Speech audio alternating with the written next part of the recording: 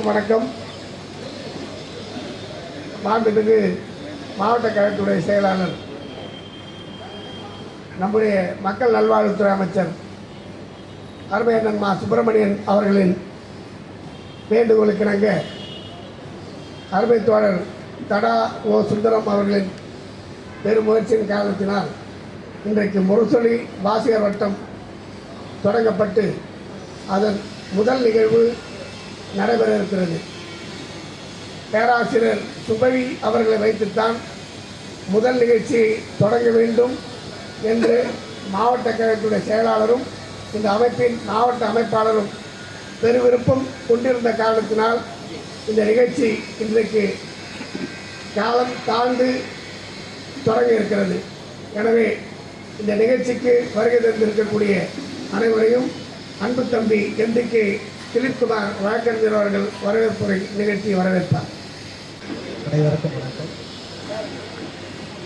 முத்தமிழறிஞர் தலைவர் கலைஞர் அவர்களின் மூத்த பிள்ளை முரசொலி என்பது நாம் அனைவரும் அறிந்தது. தலைவர் கலைஞர் அவர்களின் தனது பள்ளி பருவத்திலேயே தனது நெஞ்சில் தாங்கிய கொள்கை, கோட்பாடு, லட்சியம், தமிழ் உணர்வு, சுயமரியாதை, பகுத்தறிவு ஆகியவற்றை மக்களிடம் கொண்டு செல்வதற்காக தொடங்கிய இதழ்தான் முரசொலி. கலைஞர் அவர்கள் தனக்கு கிடைத்த காலனா, அரையனா, ஒரியனா என தனது சேமிப்பு நிதியை கொண்டு துண்டறிக்கைகளாக முரசொலியை முதலில் வெளியிட்டார்.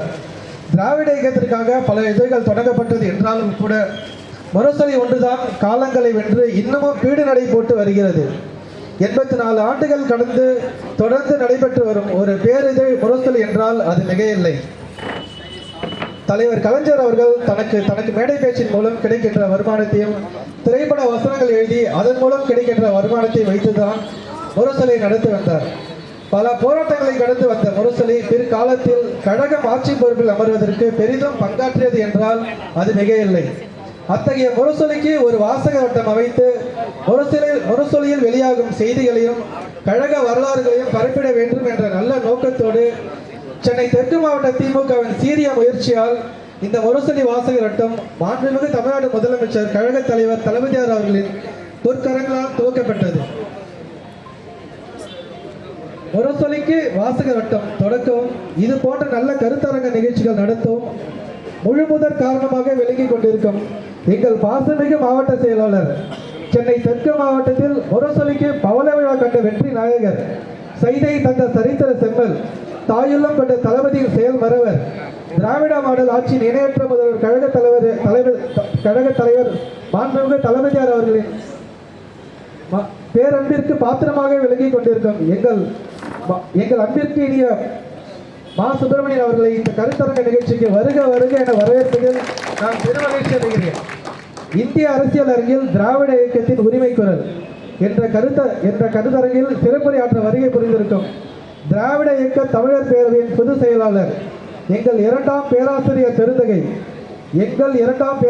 பெருந்தகை பெருமதிப்பிற்குரிய அண்ணன் சுபவீர பாண்டியன் அவர்களை வருக வருக என வரவேற்கிறேன். இந்த நிகழ்ச்சியின் தலைவர், முரசொலி வாசகர் வட்டத்தின் மூலவர், மாவட்ட அமைப்பாளர் அன்பிற்கினி அண்ணன் வழக்கறிஞர் தடா ஓ சுந்தரம் அவர்களை வருக வருக என வரவேற்கிறேன். சட்டமன்ற உறுப்பினர்கள் அண்ணன் காரம்பாக்கம் கணபதி அவர்கள், அண்ணன் எஸ் அரவிந்த் ரமேஷ் அவர்கள், அண்ணன் ஏ.பி. பிரபாகர் ராஜா அவர்களையும் வருக வருக என வரவேற்கிறேன். முன்னிலை பொறுப்பேற்றிருக்கும் சென்னை தெற்கு மாவட்டத்திற்கு உட்பட்ட பகுதி செயலாளர்கள் அண்ணன்கள் எம். கிருஷ்ணமூர்த்தி அவர்கள், இரா துரைராஜ் அவர்கள், வி. மதியழகன் அவர்கள், எஸ். சி. ரவிச்சந்திரன் அவர்கள், ஜி. வெங்கடேசன் அவர்கள், துரை கபிலன் அவர்கள், சு. சேகர் அவர்கள், கே. கண்ணன் அவர்கள், மு. ராஜா அவர்கள், துரை வீரமணி அவர்கள், நொலாம்பூர் வே. ராஜன் அவர்கள் வருக வருக என வரவேற்கிறேன். சென்னை தெற்கு மாவட்டத்தின் நிர்வாகிகள் அண்ணன் க. தனசேகரன் அவர்கள், எஸ். குணசேகரன் அவர்கள், பாலவக்கம் த. விஸ்வநாதன் அவர்கள், மு. மனோகரன் அவர்கள், அக்கா வாசுகி பாண்டியன் அவர்கள், அன்பிற்கினி அண்ணன் பேரச்சர் எஸ். பாஸ்கர் அவர்களையும் வருக வருக அன்போடு வருக வருக என வரவேற்கிறேன். இறுதியாக முரசொலி வாசகர் வட்டத்தின் நிர்வாகிகள் மற்றும் இந்த கருத்தரங்கத்திற்கு வருகை புரிந்திருக்கும் அனைவரும் ஒவ்வொருவரையும் வருக வருக என வரவேற்று மகிழ்ச்சி. நன்றி, வணக்கம்.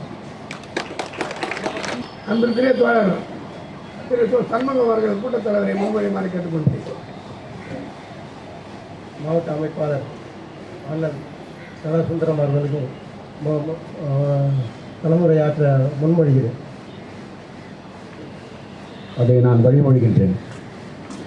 சிறப்பு வாய்ந்த முரசொலி வாசகர் வட்டத்தினுடைய முதல் கருத்தரங்க நிகழ்ச்சிக்கு என்னை தலைமை தாங்குவதற்கு வாய்ப்பளித்து சென்னை தெற்கு மாவட்ட கழகத்தை தாயாக தந்தையாக ஒரு தோழனாக அரவணைத்து செல்கின்ற உலக சாதனையாளர் மாண்புமிகு மருத்துவம் மற்றும் மக்கள் நல்வாழ்வுத்துறை அமைச்சர் மரியாதைக்குரிய அண்ணன் அவர்களுக்கு என்னுடைய முதற்கண் வணக்கத்தை தெரிவித்து எனது தலைமையுரையை தொடங்குகின்றேன். வருகை தந்திருக்கின்ற நம்முடைய ஆற்றல் மிக்க பகுதி செயலாளர் அண்ணன் துரைராஜ், அண்ணன் கிருஷ்ணமூர்த்தி உள்ளிட்ட அனைத்து தோழர்களையும் சட்டமன்ற உறுப்பினர்கள் உட்பட அனைவரையும் வணங்கி வரவேற்கின்றேன். முரசொலி வாசகர் வட்டம் என்பதை தொடங்கிட வேண்டும் என்று நீண்ட காலமாக ஒரு 1/4 நூற்றாண்டுக்கு மேலாக ஒரு எண்ணம் அலைமோதி கொண்டிருந்தது. அந்த நிலையிலே முத்தமிழறிஞர் தலைவர் கலைஞர் அவர்களிடத்திலே இதை எப்படி தொடங்குவது நடத்துவது என்று ஒரு வரையறை செய்து அதை தலைவரிடம் கொடுத்து ஒப்புதல் பெற்றிருந்தேன். ஆனால் அதற்கு பிறகு கழகத்தில் ஏற்பட்ட சில சூழல் காரணமாக அது தடைப்பட்டு போய்விட்டது. 30 ஆண்டு காலமாக தலைவர் கலைஞர் அவர்களின் கையொப்பமிட்டு கொடுத்த அந்த ஆவணத்தை நம்முடைய மருத்துவம் மற்றும் மக்கள் நல்வாழ்வுத்துறை அமைச்சர் அருமை தோழர் அண்ணன் சுப்பிரமணியம் அவர்களிடம் கொண்டு வந்து கொடுத்த பொழுது அவர்கள் மிகவும் மகிழ்ந்து உடனடியாக நடவடிக்கையிலே இறங்கி மாண்புமிகு தமிழ்நாட்டினுடைய முதலமைச்சர் நம்முடைய திராவிட தளபதி அவர்களால் கடந்த ஜனவரி மாதம் 2ஆம் தேதி இதே இடத்திலேயே தொடங்கி வைத்தார்கள். இந்த அமைப்பு தொடங்கப்பட்டதனுடைய நோக்கம் என்பது நம்முடைய இன எதிரிகள் ஒவ்வொரு பொங்கல் என்றும் துக்ளக் என்று நடத்தி கொண்டிருக்கின்ற ஒரு இதழிலே அதற்கு மறுநாள் திராவிடர் இயக்கத்தை வசைபாடுவதும் நம்மீதான எதிர்ப்புகளை முனையை சீவி விடுகின்ற வகையில் ஒரு நிகழ்ச்சியை நடத்துவார்கள், கேலியும் கிண்டலுமாக. அதற்கு பதிலடி தருகின்ற வகையில் முரசொலி கடந்த 80 ஆண்டு காலத்தில் இதுவரை தொடங்கப்படாத இந்த முரசொலி வாசகர் வட்டம் தொடங்கி இருக்கின்றது. இது ஒவ்வொரு ஆண்டும் அந்த இன எதிரிகளுக்கு மறுநாள் கூட்டத்தை போட்டு பதிலடியாக நிகழ்ச்சியை நடத்தும் என்பதை இங்கே திட்டவட்டமாக நாம் தெரிவித்துக் கொள்கின்றோம். அதே போல் இந்த கருத்தரங்கத்தில் ஆற்றக்கூடிய உரைகளை தொகுத்து ஆண்டிற்கு ஒரு முறை புத்தகமாக வெளிக்கொண்டு வருவது என்றும் அமைச்சர் அவருடைய வழிகாட்டுதலிலே திட்டமிட்டிருக்கின்றோம். இன்றைக்கு மனித உரிமைகள் மீறப்படுகின்ற நிலையில் பல்வேறு கட்ட போராட்டங்களை இன்று நாம் சந்தித்துக் கொண்டிருக்கின்றோம். இங்கே சிறப்புரை ஆற்ற வந்திருக்கின்ற அருமை பேராசிரியர் அவர்களை பற்றி அறிமுகப்படுத்திவிட்டு நான் விடைபெற எண்ணுகின்றேன். 20 ஆண்டு காலமாக பேராசிரியர் பணியில் ஈடுபட்டு தமிழ் மக்களுக்கு, தமிழ் இளைஞர்களுக்கு தமிழ் இன உணர்வை ஊற்றிய பேராசிரியர், மார்க்சியம், பெரியாரியம், அம்பேத்கரியம் என்பதை பற்றிய விளக்கங்களை எடுத்துரைப்பவர். சுமார் 50க்கும் மேற்பட்ட நூல்களை இயற்றி தமிழ்நாட்டிற்கு வழங்கியுள்ளார். கொடா அடக்குமுறை சட்டத்திலே 1.5 ஆண்டுகள் உட்பட 8 முறை பேராசிரியர் அவர்கள் சிறைக்கு சென்றிருக்கின்றார். தமிழ் இன உணர்வுக்காக தமிழ்நாடு அரசுடைய பெரியார் விருது கடந்த 2023ஆம் ஆண்டு அவருக்கு வழங்கப்பட்டு சிறப்பு செய்யப்பட்டிருக்கின்றது. அதே போல கலைமாமணி விருதையும் அவர் பெற்றிருக்கின்றார். தற்பொழுது நம்முடைய திராவிட தளபதி தமிழக முதலமைச்சர் அவர்களால் கண்டெடுக்கப்பட்டு சமூக நீதி கண்காணிப்பு குழுவினுடைய தலைவராக அவர்கள் இன்றைக்கு செயல்பட்டுக் கொண்டிருக்கின்றார்கள். மனித உரிமை, மனித நேயம், திராவிடம் என்பது நின்று கொண்டு அவர் சுற்றி சுழன்று வந்து கொண்டிருக்கின்றார். நம்முடைய அமைச்சர் அவர்கள் இந்த நிகழ்ச்சிக்கு அன்றைக்கு தொடங்கப்பட்ட ஜனவரி மாதமே பேராசிரியரிடம் தேதி வாங்கினார்கள். அவர்கள் சுற்றுப்பயணத்தில் இருந்தாலும் ஜூலை மாதம், ஆகஸ்ட் மாதம் வந்தாலும் அவர் வந்த பிறகுதான் தொடங்குவது என்பதில் முடிவாக அமைச்சர் அவர்கள் இருந்த காரணத்தினாலே தற்பொழுது இந்த கருத்தரங்க நிகழ்ச்சி நடந்து கொண்டிருக்கிறது. 2 செய்தியை மட்டும் சொல்லி விடைபெறுகின்றேன். இந்த 8 முறை கைதானதிலே மிக முக்கியமானது இவரை பற்றிய ஒரு அறிமுகம். ஒரு பக்கத்தை மட்டும்தான் நீங்கள் அறிந்தீர்கள். இது பத்திரிகையிலே வந்திருக்கும், புத்தகங்களிலே நீங்கள் பார்த்திருப்பீர்கள். நீங்கள் அந்த இதிலே உங்களுக்கு தெரியாத 2 செய்தியை மாத்திரம் நான் சொல்ல விரும்புகின்றேன். கடந்த 1992ஆம் ஆண்டு இவரை பாருங்கள். சாதாரண ஆள் கிடையாது இவர். இவருடைய மீசையை வைத்து மட்டும் முடிவு செய்து விடாதீர்கள். இவர் கருப்பு சட்டையை மட்டும் வைத்து முடிவு செய்து விடாதீர்கள். இவர் ஒரு சமூக விரோதி. 1992ஆம் ஆண்டு தானா தெருவிலே நின்று கொண்டு சோடா பாட்டில்களை எடுத்து அடித்து வீசி கடைகளையெல்லாம் மூட சொன்ன சமூக விரோதி ஆரியமாலாவுடைய ஆட்சியிலே இப்படித்தான் குற்றம் சாட்டப்பட்டு அவர் கைது செய்யப்பட்டார். 93ஆம் ஆண்டு ஐயா நெடுமாறன், புலமை பித்தன் ஆகியோரோடு இணைந்து அவர் பேசிக் கொண்டிருந்த பொழுது நம்முடைய தமிழீழ தேசிய தலைவருக்கு வழக்கரமாக இருந்த தளபதி கிட்ட அவர்கள் நடுக்கடலிலே இந்திய வஞ்சக அரசினால் படுகொலை செய்யப்பட்ட நிலையிலே அதை எதிர்த்து களமாடிட வேண்டும் என்று ஆலோசனை கூட்டம் போட்ட நேரத்திலே இவர்கள் 3 பேரும் கைது செய்யப்பட்டு மத்திய சிறையிலே அடைக்கப்பட்டார்கள்.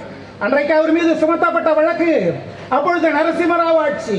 பக்கத்திலே நேரு ஸ்டேடியம். இந்த ஸ்டேடியத்தை தகர்ப்பதற்காக வெடிகுண்டு வைப்பதற்காக சதி செய்தார் என்று பேராசிரியர் சுபீவி உட்பட 3 பேர் கைது செய்யப்பட்டார்கள்.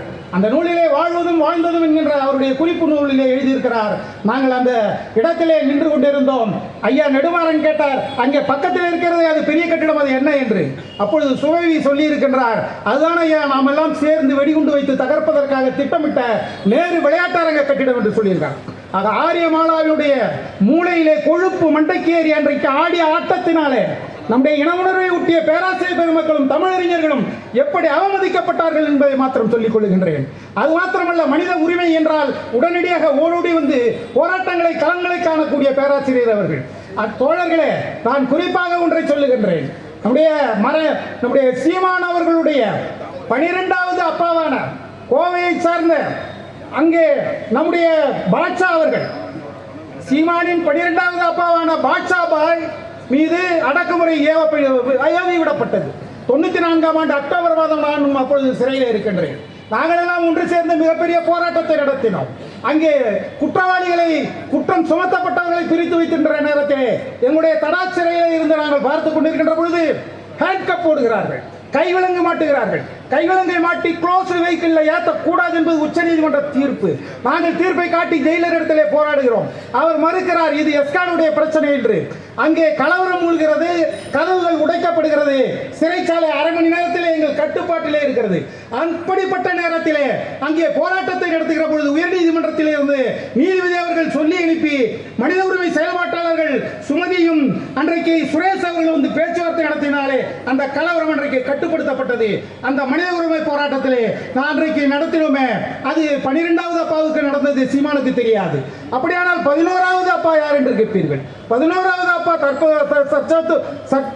சற்று ஆண்டுக்கு முன்பு மாண்ட நடிகர் ராஜேஷ் அவர்கள் மூட்டை மூட்டையாக புத்தகங்களை கட்டி எனக்கு அனுப்பி முட்டாளே படி என்று சொன்னாரே அந்த ராஜேஷ் 11. அப்படியானால் 10 யாரு? 10 வேற யாரும் இல்லை, பங்கார் அடிகள். 10வது அப்பா. சரி, 10 என்றால் சரி, 9வது யாரு? அதுக்கு முன்னாடி மகேந்திரன், அதுக்கு முன்னாடி யாருங்க? அதுக்கு முன்னாடி மணிவண்ணன் அப்பா, அதுக்கு முன்னாடி மணியரசன் அப்பா, அதுக்கு முன்னாடி யாரு? திருச்சி சங்கர் அப்பா என்கிற சங்கர் ஐயர். அதுக்கப்புறம் யாரு? இது அவர் சொல்லல, நாம் தேடி பார்த்தோம், ஆவணத்திலே செபாஸ்டியன் இருக்கிறது, எனவே ஏற்றுக்கொள்கிறோம். இப்பொழுது 13வது அப்பா ஒருத்தர் வந்திருக்கின்றார். சற்று முன் தான் நான் பார்த்தேன் ஒரு வீடியோவை. முதலமைச்சரை சந்திக்க சென்றாராம். அப்பொழுது சொல்லுகிறார், பக்கத்திலே துரைமுருகன் இருந்தார். அவரிடம் சொன்னார், டேய் என்னடா சீமா, எல்லாம் சரியா தானே போயிட்டு இருக்கு? உடனே நானே, ஆமா ஐயா எல்லாம் சரியா தான் போட்டிருக்கு. என்ன அப்படிதான் சொல்லுவார், எனக்கும் அவருக்கு உள்ள உறவு அப்படி. ஏன்னா நான் அவருக்கு மகன் தானே. 13வது அப்பா துரைமுருகன் என்று கண்டுபிடித்து இருக்கணும். இதற்கு பற்றிய மேலதிக விவரங்கள் எமக்கு தெரியாது.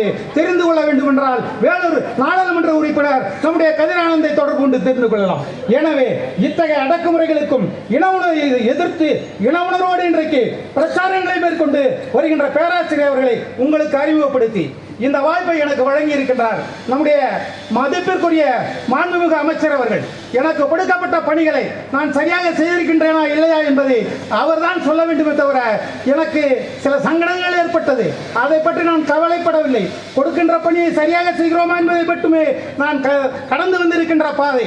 எனவே அதை தொடர்ந்து செய்வேன். அருமை தோழர்களே, நண்பர்களே, தொடர்ந்து இளைஞர்கள் வந்திருக்கின்றீர்கள், செய்திகளை கேளுங்கள்.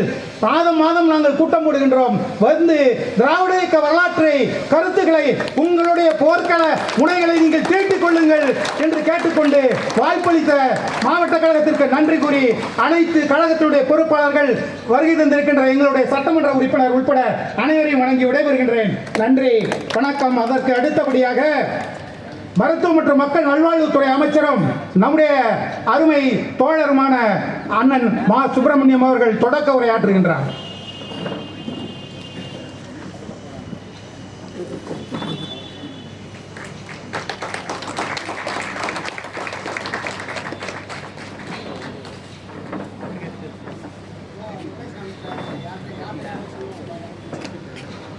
மிக சிறப்பாக நடைபெற்றுக் கொண்டிருக்கிற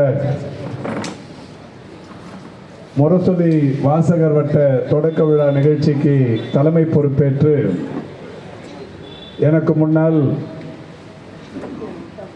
சீரிய வகையில் ஒரு வீரிய உரையாற்றி வைத்திருக்கின்ற மரியாதைக்குரிய இனிய நண்பர் தடாவோ சுந்தரம் அவர்களே, வாசகர் வட்டத்தை தொடங்கி வைத்து கருத்துரை வழங்கிட வருகை தந்து வீட்டிருக்கின்ற பேராசிரியர் பெருமதிப்பிற்கும் பாராட்டுதலுக்கும் போற்றுதலுக்கும் உரிய பெருமதிப்பிற்குரிய திரு சுபவி அவர்களே, நிகழ்ச்சியில் பங்கேற்று சிறப்பித்துக் கொண்டிருக்கின்ற பாராட்டுதலுக்குரிய சட்டமன்ற உறுப்பினர்கள், மரியாதைக்குரிய இனிய நண்பர் அரவிந்த் ரமேஷ் அவர்களே, காரம்பாக்கம் கணபதி அவர்களே, சிறப்பான நிகழ்ச்சிக்கு முன்னிலை பொறுப்பேற்று சிறப்பித்துக் கொண்டிருக்கின்ற சைதை தொகுதியின் பாராட்டுதலுக்குரிய பகுதி கழகத்தின் செயலாளர்கள், அன்புக்கினி நண்பர் கிருஷ்ணமூர்த்தி அவர்களே, நண்பர் துரைராஜ் அவர்களே, சிறப்பான நிகழ்ச்சியை தொகுத்து வழங்கி கொண்டிருக்கின்ற தலைமை கழகத்தின் பொதுக்குழு உறுப்பினர்,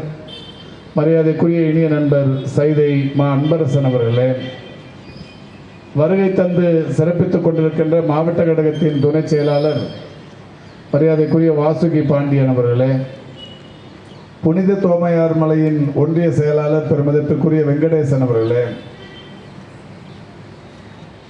திராவிட தமிழர் பேரவை அமைப்பின் நிர்வாகிகள் பெருமதிப்பிற்குரிய திரு உமாபதி அவர்களே, சிங்கவராயன் அவர்களே, நிகழ்ச்சியில் பங்கேற்று சிறப்பித்துக் கொண்டிருக்கின்ற திரைப்பட பாடலாசிரியர் பெருமதிப்பிற்குரிய இளைய கம்பன் அவர்களே, வருகை தந்து சிறப்பித்திருக்கிற பெருமதிப்பிற்குரிய இனிய நண்பர் தாயே திருவேங்கடம் உள்ளிட்ட இலக்கிய ஆர்வலர்களே, சமூக ஆர்வலர்களே, வருகை தந்திருக்கிற திராவிட முன்னேற்ற கழகத்தின் முன்னணி செயலாளர்கள், குறிப்பாக சைதை கிழக்கு மேற்கு பகுதி கழகங்களின் நிர்வாகிகள், கிளைக்கழகங்களின் செயலாளர்கள், மாநகராட்சி மன்ற உறுப்பினர்கள் என்று பல பகுதிகளிலிருந்து வருகை தந்திருக்கின்ற இயக்கத்தின் முன்னோடி பெருமக்களே, மாவட்ட அணிகளின் அமைப்பாளர்களே, வருகை தந்திருக்கின்ற பத்திரிகை மற்றும் ஊடகவியலாளர்களே, உங்கள் அத்தனை பேருக்கும் முதலில் என்னுடைய நன்றி கலந்த வணக்கத்தை தெரிவித்துக் கொள்ளுகின்றேன்.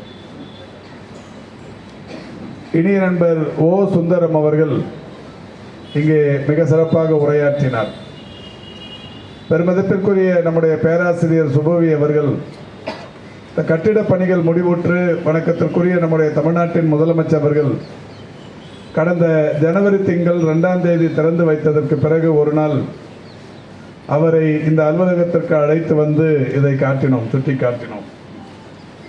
ஒரு எளிய வகையில் அமைக்கப்பட்டிருக்கிற சிறிய திறந்தவெளி அரங்கமாக இருந்தாலும் மிக சிறப்பாக இருக்கிறது. நிச்சயம் முரசொலி வாசகர் வட்டம் இங்கே பெரிய அளவில் சிறப்புறும் என்று அன்றைக்கு எடுத்து சொன்னார்கள். இங்கே எனக்கு முன்னால் பேசிய சுந்தரமும் அன்பரசும் சொன்னதைப் போல இந்த நிகழ்ச்சியை தொடங்கி வைத்து முதல் உரை நிகழ்த்துவதற்கு பேராசிரியர் சுபவி அவர்கள் வந்தால் மட்டுமே இதை தொடங்குவது என்று இவ்வளவு காலம் காத்திருந்தோம். கடந்த 2 மாதத்திற்கும் மேலாக அவர் அமெரிக்காவில் இருந்த காரணத்தினால் இது சற்று காலதாமதமாக இன்றைக்கு நேர்ந்திருக்கிறது. திறந்தவெளி அரங்கத்தை பொறுத்தவரை மழை இல்லாத நாட்களில் மட்டுமே பயன்படுத்தி கொள்ள முடியும் என்கின்ற நிலையில் இயற்கையும் நமக்கு இன்றைக்கு இதமாக ஒத்துழைத்துக் கொண்டிருக்கிறது. பெருமதிப்பிற்குரிய பேராசிரியர் சுபவி அவர்களுடைய சிறப்புரை நாம் அனைவரும் நீண்ட நாட்களுக்கு பிறகு கேட்கவிருக்கிறோம். தினந்தோறும் அவருடைய ஒவ்வொரு நாள் காலை செய்தியையும் சமூக வலைதளங்களின் வாயிலாக பார்க்கிறோம், கேட்கிறோம் என்றாலும் நேரடியாக அவர் பங்கேற்று உரையாற்றி அநேகமாக 2-3 மாதங்கள் ஆகிவிட்டது தமிழ்நாட்டில். நேற்றைக்கு முன்தினம்தான் இன்றைக்கு அமெரிக்காவிலிருந்து வந்திருக்கிறார். எனவே அவருடைய உரை நீண்ட நேரம் இருக்க வேண்டும் என்கின்ற வகையில் நான் நீண்ட நேரம் உங்களுக்கு முன்னால் தடையாக இருக்க விரும்பவில்லை. திரு ஓ சுந்தரம் அவர்கள் இந்த அமைப்புக்கு முரசொலி வாசகர் வட்டத்திற்கு நிறுவனர், அமைப்பாளர் எல்லாமும் அவர்தான். காரணம், நண்பர் ஓ சுந்தரம் ஒரு நாள் என்னிடத்தில் ஒரு 2 ஆண்டுகளுக்கு முன்னால் முத்தமிழறிஞர் கலைஞர் அவர்களிடத்தில் இவரே நேரடியாக முரசொலிக்கென்று ஒரு வாசகர் வட்டத்தை அமைத்தால் நன்றாக இருக்கும், வாசகர் வட்டம் அமைப்பு, இப்போ விடுதலை வாசகர் வட்டம், நிறைய பத்திரிகைகளுக்கு வாசகர் வட்டங்கள் இருக்கிறது. எனவே முரசொலி ஒரு நீண்ட வரலாறை கொண்டது, ஒரு மிக நீண்ட பாரம்பரியத்தை கொண்டது முரசொலி. எனவே முரசொலிக்கு வாசகர் வட்டத்தை அமைத்தால் நன்றாக இருக்கும் என்கின்ற வகையில் இனிய நண்பர் ஓ சுந்தரம் அவர்கள் முத்தமிழறிஞர் கலைஞர் அவர்களிடத்திலேயே கருத்துக்களை சொல்ல கலைஞர் அவர்கள் அற்புதமான செய்தியாக இருக்கிறது, நல்ல யோசனை, இதை செயல்படுத்தலாம் என்று சொல்லி உடனடியாக ஒரு தாளில் அவரே அவருடைய கைப்பட பொருளாளர் ஆட்காட்டார் அவர்களுக்கு ஒரு தகவலை எழுதுகிறார். ஓ சுந்தரத்தின் யோசனையை செயல்படுத்துகிற வகையில் முரசொலி வாசகர் வட்டத்தை அமைப்பதற்குரிய நடவடிக்கைகளை எடுக்க வேண்டும் என்று முத்தமிழறிஞர் கருத்துக்களை எழுதி அவரிடத்திலேயே அந்த தாளை தருகிறார். அவர் அந்த நைந்து போன தாளை தொடர்ச்சியாக பத்திரப்படுத்தி வைத்திருந்தார் என்பது ஒரு பெரிய வரலாற்று சிறப்பு. ஒரு 30 ஆண்டுகளுக்கு முன்னால் முத்தமிழறிஞர் கலைஞருடைய திருக்கரங்களினால் எழுதப்பட்ட வாசகம் அடங்கிய இந்த சிறு துண்டுத்தாளை அவர் பத்திரப்படுத்தி வைத்திருந்தது எப்படியாவது எங்கேயாவது இந்த முரசொலி வாசகர் வட்டத்தை அமைத்தே தீர வேண்டும் என்கின்ற திண்ணமான எண்ணத்தை அவருடைய மனதில் வைத்து அதை அப்படியே பாதுகாத்து வைத்திருந்தார். ஒரு நாள் என்னிடத்தில் சொன்னார், இந்த மாதிரி முத்தமிழறிஞர் கலைஞரிடத்தில் கேட்டேன், கலைஞர் ஆட்காட்டாரை பார்க்க சொல்லி எழுதி தந்திருக்கிறார் என்று அந்த துண்டுத்தாளை காட்டினார். அப்போ இந்த கட்டடம் இல்லை, சரி எங்கே முரசொலி வாசகர் வட்டத்தை அமைப்பது? பக்கத்தில் மாவட்ட கழக அலுவலகம் இருக்குது, அதில் ஒரு 40-50 பேர் மட்டும்தான் உட்கார முடியும். அங்கே உட்காந்து இது மாதிரி அரங்க நிகழ்ச்சியை நடத்துவது என்பது எளிதாக இருக்காது. இன்னொன்று, முரசொலி வாசகர் வட்டத்தை அமைச்சிட்டு ஒரு மாதத்திற்கு ஒரு கூட்டம் நடத்தினாலும் கூட வெளியில் வாடகைக்கு கட்டடத்தை எடுத்து நடத்துறதுங்கிறது தொடங்கிறதுக்கு வேணால் எளிதாக இருக்கலாம், தொடர்ச்சியாக நடத்துறதுங்கிறதுல பொருளாதார சிக்கல் வந்துடும், பின்னாடி நடத்துகிறவங்களுக்கு கஷ்டம் வந்துடும். ஒன்றும் இல்லை, இப்போ மணவழகர் மன்றம் இருக்குது, சென்னையின் புகழ்பெற்ற மன்றங்களில் ஒன்றில் அதான் முதன்மையானதுன்னே கூட வச்சுக்கலாம். பேரறிஞர் அண்ணா, முத்தமிழறிஞர் கலைஞர் போன்றவர்களெல்லாம் உரையாற்றிய ஒரு மிகப்பெரிய மண்டபம், ஒரு மன்றம் அது. அந்த மணவழகர் மன்றம் நம்முடைய சென்னையின் அடர்த்தியான அந்த நெருக்கடி நிறைந்த பகுதியில் கூட்டம் நடத்தும் போது முன்னாள் நீதியரசர்கள் பூரா கோகுலகிருஷ்ணன் போன்றவர்களெல்லாம் தலைமையேற்று அந்த கூட்டத்தை நடத்துவார்கள். இந்த அளவுக்கு தான் கூட்டம் இருக்கும். அந்த கூட்டத்தில் கலைஞர் நிறைய முறை வந்து பேசியிருக்கார். நாங்கள் தொடர்ச்சியாக நிறைய முறை அந்த கூட்டத்துக்கு போயிருக்கிறோம். பேரறிஞர் அண்ணா பேசியிருக்கிறார், முத்தமிழறிஞர் கலைஞர் தொடர்ச்சியாக பேசினார். இன்றைய முதல்வர் மாண்புமிகு நம்முடைய வணக்கத்திற்குரிய தளபதி அவர்கள் தொடர்ச்சியாக நிறைய கூட்டங்களில் பேசினார். இப்போவுமே அந்த அமைப்பின் தலைவர் ஒவ்வொரு வருஷமும் அந்த கூட்டத்தை நடத்துகிறார். இந்த கூட்டத்தை எங்கே நடத்துகிறாங்கன்னா, இப்போ ராஜா அண்ணாமலை மன்றத்தில் நடத்துகிறாங்க. அரங்கம் அவர்களுக்கு இலவசமாக தரப்படுகிறது. ராஜா அண்ணாமலை மன்றம் இலவசமாக அரங்கம் தரப்படுகிற காரணத்தினால் அந்த நிகழ்ச்சி தொடர்ச்சியாக நடத்தப்படுது. நானும் ஒரு 7-8 ஆண்டுகளாக நான் அந்த நிகழ்ச்சிக்கு சென்று கொண்டிருக்கிறேன். பல்வேறு அரசியல் கட்சிகளை சேர்ந்தவர்கள், ஆசிரியர் ஐயா வீரமணி அவர்கள், திரு பாலகிருஷ்ணன் போன்றவர்கள், சிபிஎம் பாலகிருஷ்ணன் போன்றவர்கள், பீட்டர் அல்போன்ஸ் போன்றவர்கள், நான் தொடர்ச்சியாக ஒரு 7-8 ஆண்டுகளாக அந்த நிகழ்ச்சியில் கலந்து கொண்டு வருகிறோம். ஆனாலும் எனக்கு இந்த தடவை போனப்போ நிறைவு இல்லை. மன்றத்துக்கு போயிருந்தேன், கூட்டம் வந்து 6 மணிக்குன்னு சொன்னாங்க. நான் ஒரு 5:45 போயிட்டேன். 7-7:30 வரைக்கும் இருந்தேன், கூட்டம் இல்லை. ஒரு வெறிச்சோடிய நாற்காலிகள், ரொம்ப சங்கடமாக இருந்த மணவழகர் மன்றத்தின் நிகழ்ச்சி. பெருமதிப்பிற்குரிய சிபிஎம் பாலகிருஷ்ணன் வந்துட்டார், பீட்டர் அல்போன்ஸ் எல்லாரும் வந்துட்டாங்க, நாங்கள்லாம் உட்காந்துருக்குறோம். மரியாதைக்குரிய நம்முடைய அருள்மொழி அவங்களும் வந்திருந்தாங்க. அப்போ நான் அவர் கையில் சொன்னேன், ஏன் நீங்கள் அடுத்த வருஷம் நாங்களே இதை முன்னின்று நடத்துகிறோம், ஏன்னா அந்த மணவழகர் மன்றம் உங்களோட போயிடக்கூடாது, என்ன ஒரு உங்களுக்கு துணையாக வச்சுங்க.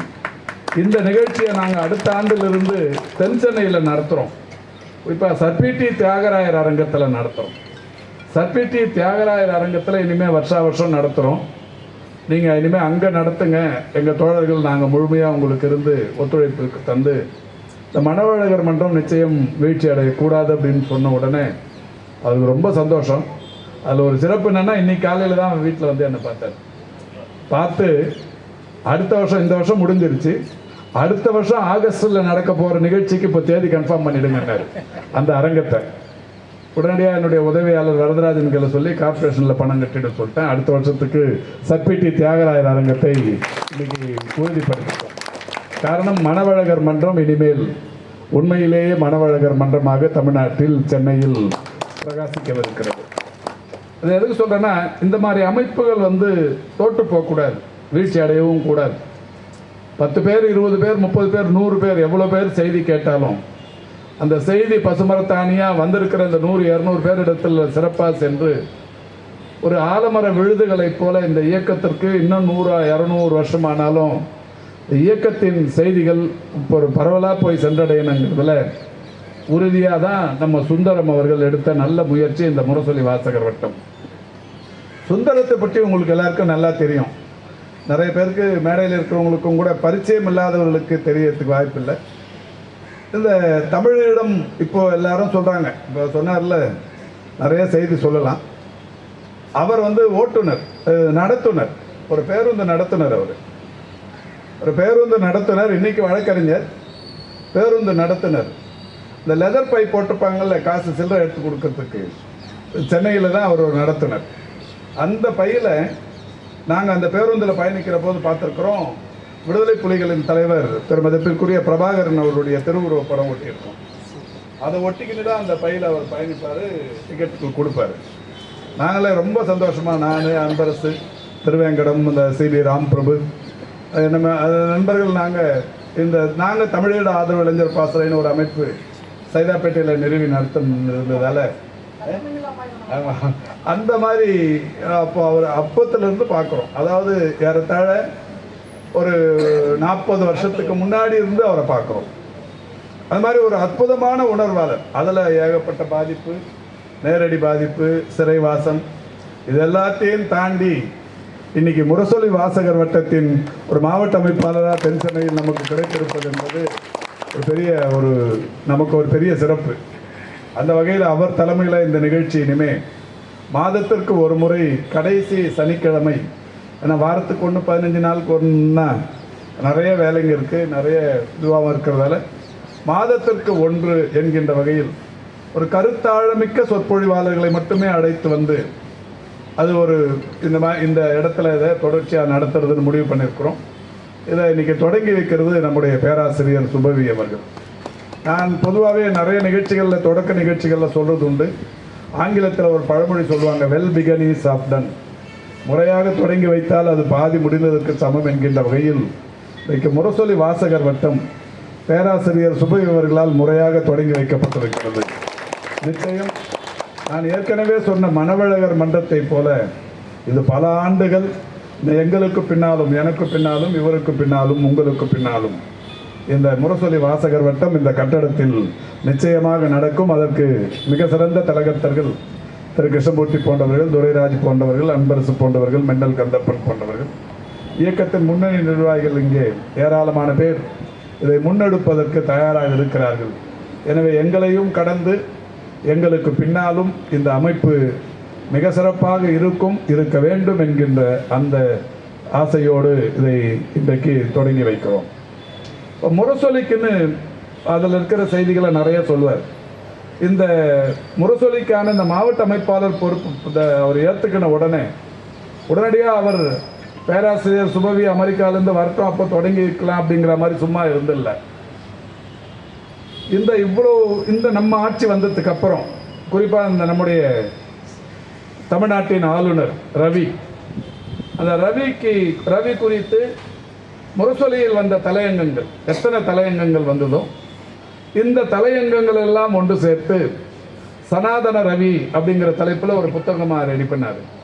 புத்தகம் ரெடி பண்ணி எடுத்து கொடுத்தாரு. அது சொன்ன முரசொலியிலிருந்து வந்த தலையங்கங்களை தொகுத்திருக்கிறீங்க, நல்ல முயற்சி, பேருமே நல்லா வச்சிருக்கிறீங்க, சனாதன ரவின்னு. அதனால் இது தலைவர் கையால் வாய்ப்பு கிடைச்சா வெளியிட்டுக்கலான்ட்டு இப்போ கூட வெளியிடாமல் வச்சுருக்கிறோம். அவர் அதை ரெடி பண்ணி வச்சுருக்காரு. எதுக்கு சொல்கிறேன்னா, அவ்வளோ எதையாவது துருன்னு செய்யணும்னு நினச்சினே இருக்கிறவர். அதுக்கு யாரும் அவர் பொருட்செலவெல்லாம் யார் கையிலையும் அவர் ₹1 கூட எங்கையிலேயே கூட வாங்கலை. அவராகவே அந்த முயற்சி எடுத்து மிக சிறப்பாக, அதாவது பொருளாதாரம் எந்த அளவுக்கு தனக்கு துணையாக இருக்குது அப்படிங்கிறதெல்லாம் நினைக்கிறதில்ல. அவரோட உள்ளத்தில் இருக்கிற உறுதி, இந்த இயக்கம், இனம், மொழி, பற்று, அதை உறுதிப்படுத்துறதுக்காக திரு சுந்தரம் செய்திருக்கிற நல்ல முயற்சிகளில் ஒன்று அது. இப்போ இங்கே பேசும்போதும் இன்னொரு செய்தியை சொன்னார். பேராசிரியர் இன்னைக்கு பேசிட்டு போகிறாருன்னா, ஒவ்வொரு ஆண்டும் இப்போ 12 மாதம் 12 சொற்பொழிவாளர்களின் உரை தொகுப்பு மட்டும் ஒரு புத்தகம், ஆண்டுக்கு ஒரு புத்தகம். ஒரு 4 வருஷம் கழித்து, 5 வருஷம் கழித்து ஒரு 300-400 உரைகளை அடக்கி ஒரு புத்தகமாக வெளியிடுறதை காட்டிலும், இப்போ இன்னைக்கு பேராசிரியரோட பேச்சு ஒரு மாதத்துக்கு ஒன்றுன்னா, 1 வருஷம் கழித்து ஆகஸ்ட் மாதத்தில் சரியாக இப்போ அடுத்த மாதம் ஆகஸ்ட்னா அடுத்த ஆகஸ்டில் இந்த ஒரு மாதம் முரசொலி வாசகர் வட்டத்தில் உரையாற்றிய சிறப்புமிக்க அந்த 12 உரைகளின் தொகுப்பை ஒரு புத்தகமாக போடும்போது நிச்சயமாக அது நல்லா போய் ரீச் ஆகும், மக்களை எளிதாக சென்றடையும். அந்த வகையில் இன்னைக்கு ஒரு சிறப்பான அறிவிப்பையும் சொல்லியிருக்கிறார். அதையும் நிச்சயம் சென்னை தெற்கு மாவட்ட கழகம் நிச்சயம் நிறைவேற்றும் என்கின்ற அந்த உறுதியை தெரிவித்துக் கொள்கின்றேன். இப்போ முரசொலியை பார்த்தவங்களுக்கு நல்லா தெரியும். முரசொலியை பார்க்குறப்ப நமக்குள்ள ஒரு சிலிர்ப்பு வரும். அதாவது காலையில் என்ன சமூக வலைதளத்தில் பின்பற்றுபவர்களுக்கு நன்றாக தெரியும். நான் எத்தனை மணிக்கு செல்ஃபோனில் ஆன்லைனில் வரேங்கிற தகவல் ரொம்ப எளிதாக தெரியும். யாரையும் ஏமாற்றவே முடியாது. எங்கே இருக்கிறோம், எங்கே என்ன பண்ணுறோம் எல்லாமே இப்போ தெரியும். எதையும் போய் சொல்லலாம் தப்பிக்கவே முடியாது. இன்றைக்கி நான் எத்தனை மணிக்கு எழுந்தேங்கிறத இப்போ என் செல்ஃபோனை பார்த்தீங்கன்னா நீங்கள் இன்றைக்கி 4 மணிக்கெலாம் முடிச்சுருந்தீங்களான்னு கேட்பாங்க. எப்படி? நீங்கள் தான் ஆன்லைன் எழுந்த உடனே இப்போ தான் நமக்கு செல்ஃபோன் ஆன் பண்ணிடுறேன். அப்போ 4 மணிக்கு முடிச்சு நிற்கிறது அவனுக்குமா தெரியுது. அப்போ என்னுடைய விழித்த உடனே என்னுடைய முதல் பணி ஆன்லைனில் வர பேப்பர் முரசொலியை முதல்ல தேடி முத்தையாங்கிற தோழர் எனக்கு நைட்டு 1 மணிக்கு 2 மணிக்கு காப்பி முடிஞ்ச உடனே எனக்கு பிடிஎஃப் அனுப்பிடுவார். பிடிஎஃப் முரசொலியில் நான் பத்திரிகை காலையில் 5-6 மணிக்கு வந்து அதை விரித்து படிக்கிறதுக்கு முன்னாடி ஆன்லைனில் முரசொலியை முழுக்க எல்லா பக்கமும் பார்த்துருவேன். 30 பக்கம் வந்தாலும் சரி, விளம்பரங்களோடு சேர்த்து 100 பக்கம் வந்தாலும் சரி, எல்லா பக்கத்தையும் 4 மணிக்கு பார்த்துருவேன். முதல் பணி எனக்கு காலையில் விடியற் காலை 4 மணிக்கெலாம் என்னுடைய முதல் பணி பிடிஎஃப்பை ஓப்பன் பண்ணி முரசொலியை பார்த்துருவேன். யாருக்காவது சந்தேகம் இருந்து என்னை செக் பண்ணணும்னு நினச்சிங்கன்னா என்னைக்காவது ஒரு நாளைக்கு 4:10க்கு ஃபோன் பண்ணி இன்றைக்கி முரசொலியை பார்த்துட்டிங்களான்னு நீங்கள் பார்த்துட்டு என்னை கேளுங்க, எந்த பக்கத்தில் என்ன செய்தி இருக்குதுன்னு கேட்டு என்ன சரி பண்ணிடணும்னு நினச்சிங்கன்னா எங்களை பேசலாம். ஏன்னா அதுக்கப்புறம் நான் உடற்பயிற்சி அந்த மாதிரி வேலைகளுக்கு போயிடுவேன். ஒன்றும் ஃப்ரீயாக தான் இருப்பேன், ஒன்றும் பிரச்சனை இல்லை. இதை எதுக்கு சொல்கிறேன்னா அது இல்லைன்னா அன்றைக்கி ஏதோ நம்ம இழந்தது மாதிரியான ஒரு ஃபீல் இருக்கும். முரசொலி அன்றைக்கி பார்க்கலன்னா இன்றைக்கி எதையோ நம்ம இழந்திருக்கோம் அப்படிங்கிற மாதிரி ஃபீல். முரசொலி பிரிக்கும் போது அந்த முதல் பக்கத்தில் கலைஞர் உட்காந்து எழுதுகிற அழகுள்ள அந்த படம் அது பார்த்த உடனே அவ்வளோ பெரிய சந்தோஷமாக இருக்கும். அவர் உட்காந்து குனிஞ்சு எழுதுனது. ஒரு வாட்டி திருச்சி சிவா தான் சொன்னார், நீ குனிந்து எழுதும்போது தமிழினம் தலை நிமிர்கிறது, நீ குனிந்து எழுதுவதால் தான் தமிழினம் தலை நிமிர்கிறதுங்கிற ஒரு இது சொன்னார். அவர் அவ்வளோ அழகாக உட்காந்து எழுதுகிற அந்த படம். அது அடுத்த கார்னரில் அந்த ஃபஸ்ட் பேஜில் ஃப்ரண்ட் பேஜில் இந்த கார்னரில் ஒரு காளையை ஒரு வீரன் அடக்குவதை போன்ற ஒரு படம். அந்த படத்தை சுற்றி ஒரு வாசகம் இருக்கும், வீழ்வது நாமாக இருப்பினும் வாழ்வது தமிழாக இருக்கட்டும்ங்கிற வாசகம். அதை ரெண்டுத்தையும் பார்த்ததுக்கு அப்புறம் எப்படி ஒரு சிலிர்ப்பு தானாகவே வரும். அதுக்கு மேலே இந்த முரசொலி அந்த எழுத்துக்கு மேலே இன்னொன்று இருக்கும். யாருக்கெல்லாம் தெரியும் தெரியல, படித்தவங்களுக்கு தெரியும். இன்றைய செய்தி நாளைய வரலாறு. எப்போ வந்திருக்கிற அத்தனை பேருமே இன்னைக்கு முரசொலி வாசகர்கள்ங்கிறதுல ஒரு பெரிய அளவிலான மகிழ்ச்சி. அதை இன்றைய செய்தி நாளைய வரலாறுங்கிற அந்த வரி, அதை தொடர்ந்து முரசொலி, அதுக்கப்புறம் அதுக்கு அடுத்த லைன் கீழே பார்த்தீங்கன்னா தொடக்கம்னு போட்டு இந்த முரசொலி எப்போ தொடங்குச்சுங்கிற செய்தி இருக்கும். 10/8/1942. அப்போ கலைஞர் இங்கே திலீப் பேசும்போது சொன்னார்ல, 84 வருஷத்துக்கு முன்னாடி. இப்போ பரவாயில்ல, இவ்வளோ பெரிய மீடியா இருக்குது, இவ்வளோ பெரிய கூட்டம், எல்லாருக்கும் எல்லா தகவலும் தெரியுது. எதுனாலும் போய் இப்போ கூகுளில் போய் செக் பண்ணிக்கிறோம், எந்த சந்தேகம்னாலும் தீர்த்துக்கிறோம். இப்போ அது கூட போக வேண்டியதில்லை. ஏஐ செயற்கை அந்த நுண்ணறிவு தகவல்கள் போட்ட உடனே அதுவாக சொல்லிட்டு போயிடுது என்ன வேணுமோ. எதுவுமே நீங்கள் சொல்ல வேண்டியதில்லை. இன்னும் கொஞ்ச நாள் கழிச்சு நீங்கள் சொல்ல நினைக்கிறத ஆன் பண்ணிட்டா அது சொல்லிட்டு போயிடும். நீங்கள் வாய் அசைக்க வேண்டியது கூட இருக்காது. அந்த மாதிரி இப்போ இந்த தகவல் தொழில்நுட்ப வளர்ச்சிங்கிறது வேற லெவலில் போயிடுச்சு. அப்போ 1942 பிரிண்டிங் மிஷின் இல்லை, எதுவும் இல்லை. ஒரு சிறுவனாக நம்முடைய முத்தமிழறிஞர் கலைஞர் ஒரு கையெழுத்து பிரதியாக தொடங்கி அந்த முரசொலி இன்னைக்கு 84 வருடங்களை கடந்து இன்னைக்கு சிறப்பாக, அதாவது இப்போ கோயங்கா இந்தியன் எக்ஸ்பிரஸ் நடத்துகிறாரு, இண்டு ராம் சார் அவங்க குழுமம் இண்டு நடத்துது, இல்லை ஒரு பெரிய பத்திரிகையாளர்கள் நடத்துகிறாங்க. டெக்கான் கிரானிக்கல் ஒரு 4-5 ஸ்டேட்டை ஆக்கிரமிச்சிருக்கு. டைம்ஸ் ஆஃப் இந்தியா இன்னைக்கு இந்தியா முழுக்க 20 மாநிலங்களை கடந்து கிளைகளை பரப்பி இருக்கிறது. இதெல்லாம் வந்து எப்போ என்ன ஓனாலும் நடக்கலாம். அவங்க அதை தொடங்குறப்ப அவங்கெல்லாம் பணக்காரர்கள், பெரிய செல்வந்தர்கள் தொடங்கினது. ஆனால் வீட்டில் இருக்கிற தட்டு முட்டு சாமான்களை எடுத்து இதுக்கு மட்டும் கொடுத்து ஒரு கையெழுத்து பிரதியை தொடங்கினது முத்தமிழறிஞர் கலைஞர். அந்த முரசொலி இன்னைக்கு 84 வருடம் ஆகிறது. அதில் ஒவ்வொரு நாளுமான செய்தி, குறிப்பாக இப்போ நம்முடைய மாண்புமிகு தமிழ்நாட்டின் முதலமைச்சர்கள் இப்போ முரசொலியில் நம்ம முத்தமிழறிஞர் கலைஞர் எழுதின கடிதங்கள் மட்டுமே. ஒரு தடவை கமலஹாசன் சொன்னார், இந்தியாவில் அதிகமாக எழுதினவங்க 2 பேர், ஒன்று மகாத்மா காந்தி, 2வது கலைஞர்னார். ஒரு நல்ல செய்தி அது. நிறைய எழுதுனது முதல்ல காந்தி, அதிக பக்கங்கள் எழுதியவர். 2வது 2 லட்சம் பக்கங்களை எழுதியவர் கலைஞர்னு கமலஹாசன் ஒரு செய்தியை சொன்னார். 2 லட்சம் பக்கங்களை எழுதின கலைஞர். அதில் இந்த கடிதங்களின் தொகுப்பு பார்த்தீங்கன்னா, கடிதங்கள் அவர் கைப்பட எழுதி அது உடன்பிறப்பேங்கிற ஒரு புதிய வார்த்தையை கண்டுபிடிச்சி சகோதரி, சகோதரன், தங்கச்சி, அக்கா இதெல்லாத்தையும் சேர்த்து உடன்பிறப்பேங்கிற ஒரு வார்த்தையில் அதை தொடங்கி அந்த காலத்திலேயே 84 வருஷத்துக்கு முன்னாடியே அவருக்கான அந்த சிந்தனை பாருங்கள். அதை தொடங்கி அதை எழுதி அந்த முரசொலி இன்னைக்கு எவ்வளோ பெரிய அமைப்பாக வந்து நிற்கு. நமக்கு ஒரு பெரிய, இந்த மாவட்ட கழகத்துக்கு ஒரு பெரிய சந்தோஷம் என்னன்னா, 10/8/42 தொடங்கின முரசொலிக்கு 12/8/2017 பவள விழா நடத்தினது நம்ம தான், தென்சென்னை மாவட்டத்தின். இந்த 12/8/2017 நந்தனம் ஒய்எம், அப்புறம் வாங்கிக்கலாம் திலீப் நந்தனம் ஒய்எம்சியால் ஒரு பிரம்மாண்டமான நிகழ்ச்சி நம்ம மாவட்ட கழகத்துக்கு நம்முடைய மாண்புமிகு முதல்வர் அவர்கள் வாய்ப்பு தந்தாங்க. அந்த முரசொலிக்கு பவள விழா நடத்துனது மட்டும் இல்லை, இயக்கத்திற்கு பவள விழா நடத்துனது நம்ம மாவட்டம் தான். அதில் நமக்கு ஒரு பெரிய இரட்டிப்பு பெருமை. இந்த முரசொலிக்கு பவள விழா நடத்தும் போது பெரிய மழை, லட்சக்கணக்கான பேர் கூடிட்டாங்க, பெரிய மழை. அந்த மழையில் 1-2 பேர் மட்டுமே தான் பேச முடிஞ்சிச்சு. அந்த பிரம்மாண்டமான மாநாட்டுக்கு நிகரான அந்த முரசொலி பவள விழா நின்று போச்சு. எனக்கெல்லாம் அப்படியே நடத்தின நம்ம நண்பர்கள் கிருஷ்ணமூர்த்தி, துரராஜ் எல்லாருமே அப்படியே உடஞ்சிட்டாங்க. இவ்வளோ பிரம்மாண்டமாக இருந்த நிகழ்ச்சி மழை வந்து தடைப்பட்டு போச்சு அப்படின்னு பெரிய அளவில் வருத்தம். முதல்வர், நம்முடைய மாண்புமிகு தமிழ்நாட்டின் முதலமைச்சர் அன்றைக்கி எங்கள் முகத்தெல்லாம் பார்த்துட்டு ரொம்ப சங்கடப்பட்டு போனாங்க. போயிட்டு நைட்டு அந்த கூட்டம் மழை வந்து தடைப்பட்டு போச்சு, முடிஞ்சு போயிட்டு 1 மணி நேரத்தில் திரும்ப ஃபோன் பண்ணி எங்களை சொன்னாங்க, மாசு கவலைப்படாத, ரொம்ப சிறப்பான ஏற்பாடு, வரலாறில் ஒரு இடம் பிடிக்கிற அளவுக்கான ஏற்பாடு, பெரிய நிகழ்ச்சி, இது நீங்கள் திரும்ப நீங்களே நடத்துகிறீங்க. அந்த மழை முடிஞ்ச உடனே செப்டம்பர் 5 தேதி இப்போ நோட் பண்ணிக்கோங்க, ஆகஸ்ட் 12 நடத்துகிறோம், அதுக்கப்புறம் ஒரு 20 நாள் கழிச்சு செப்டம்பர் 5 நீங்களே நடத்துங்க, நடத்துகிறப்ப மழையும் எதிர்பார்த்துருக்கிறதால ஒரு அரங்க நிகழ்ச்சியாக நடத்துங்க அப்படின்னாங்க. அதுக்கப்புறம் செப்டம்பர் 5ஆம் தேதி நம்ம கொட்டிவாக்கம் ஒய்எம்சியில் ஒரு பெரிய அரங்கம் அமைத்து அன்றைக்கி முரசொலி பவள விழாவை வெற்றிகரமாக நடத்துகிறோம்.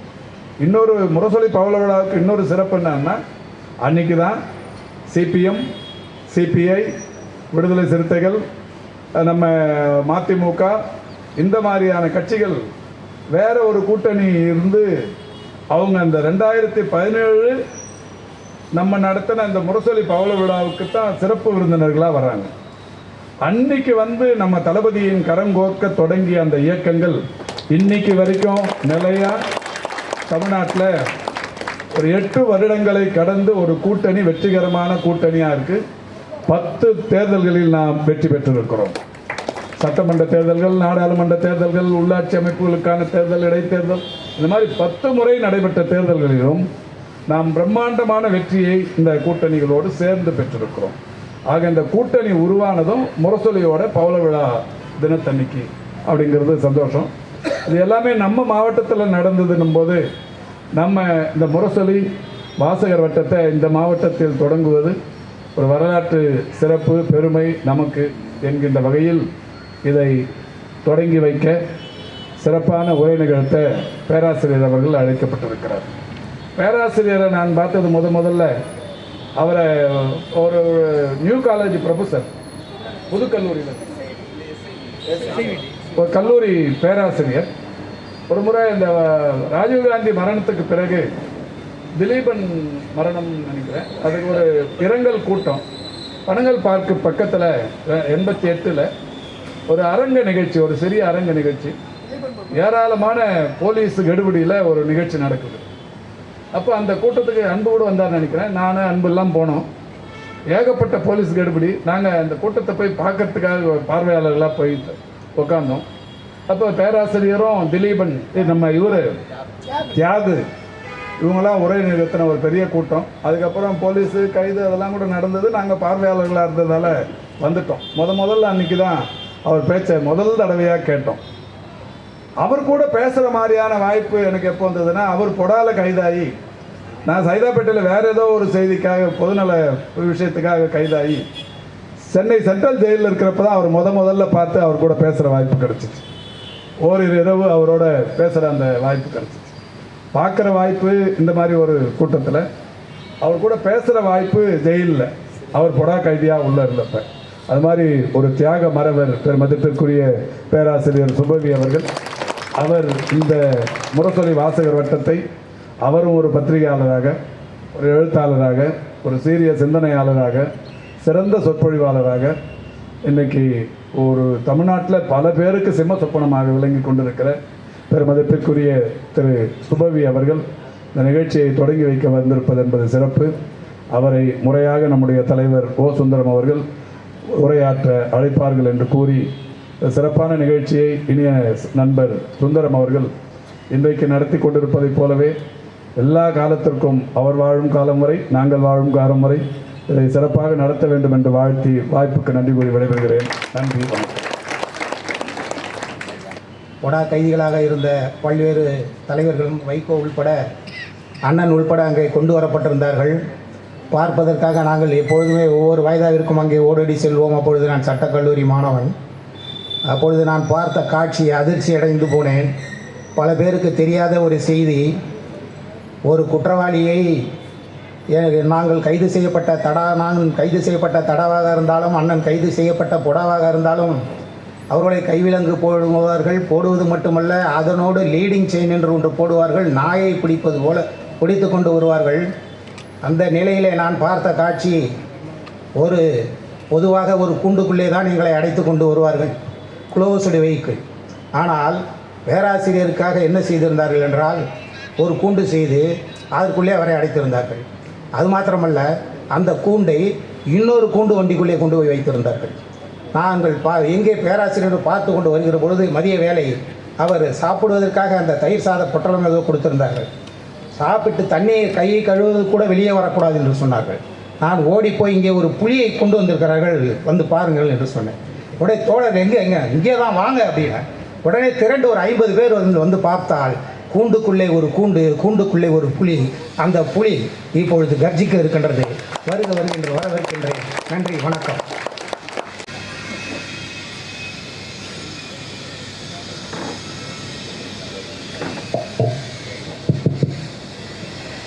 அச்சமூட்டுகிற அறிமுகத்தோடு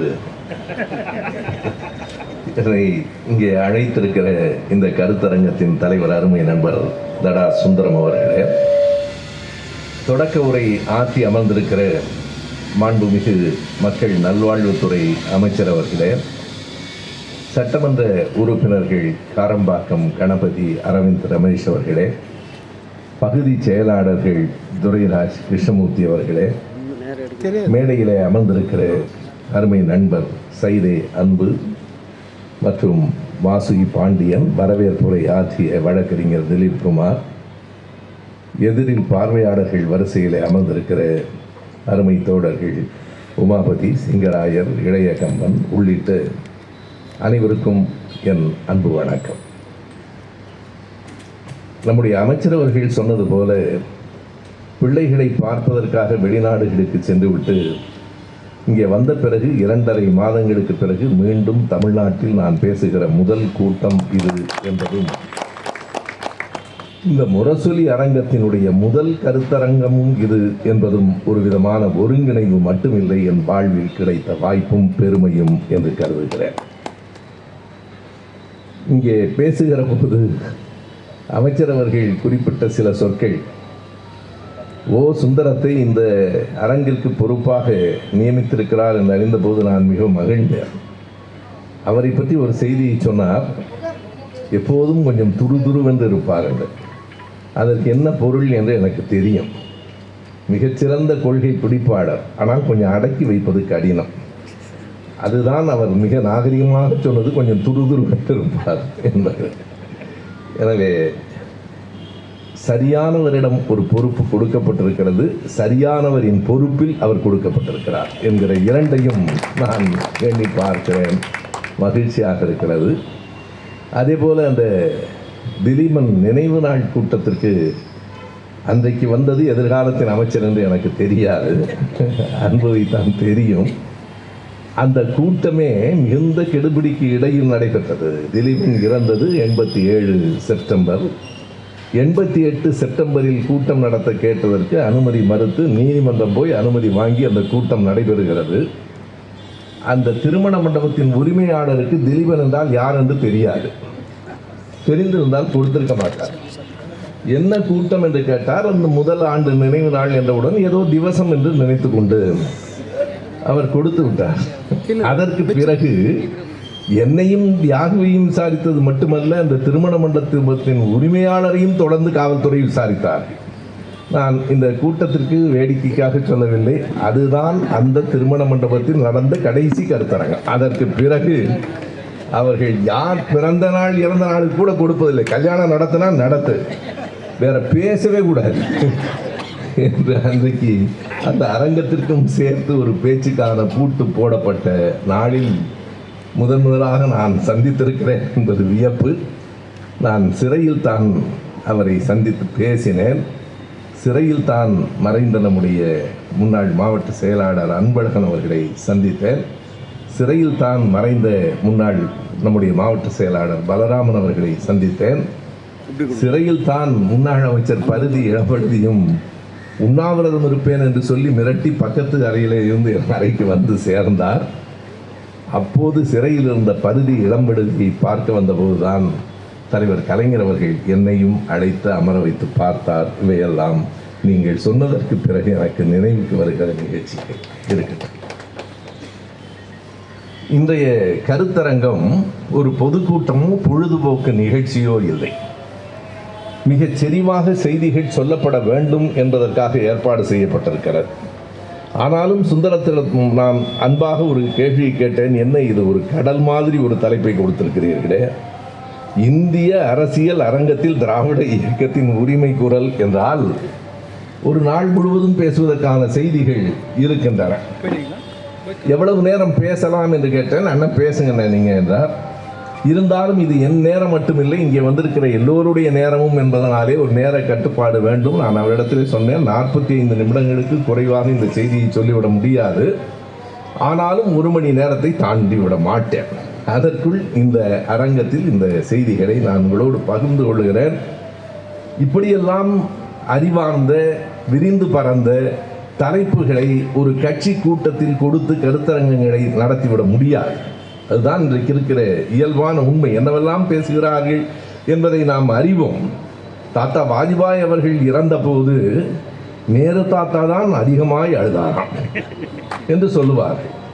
2 பேருக்கும் அரசியல் கருத்து வேறுபாடு இருந்தாலும் 2 பேரும் ஒரே மரத்திலிருந்து இறக்கிய கல்லை குடித்ததால் அவர்களுக்குள் சிநேகம்.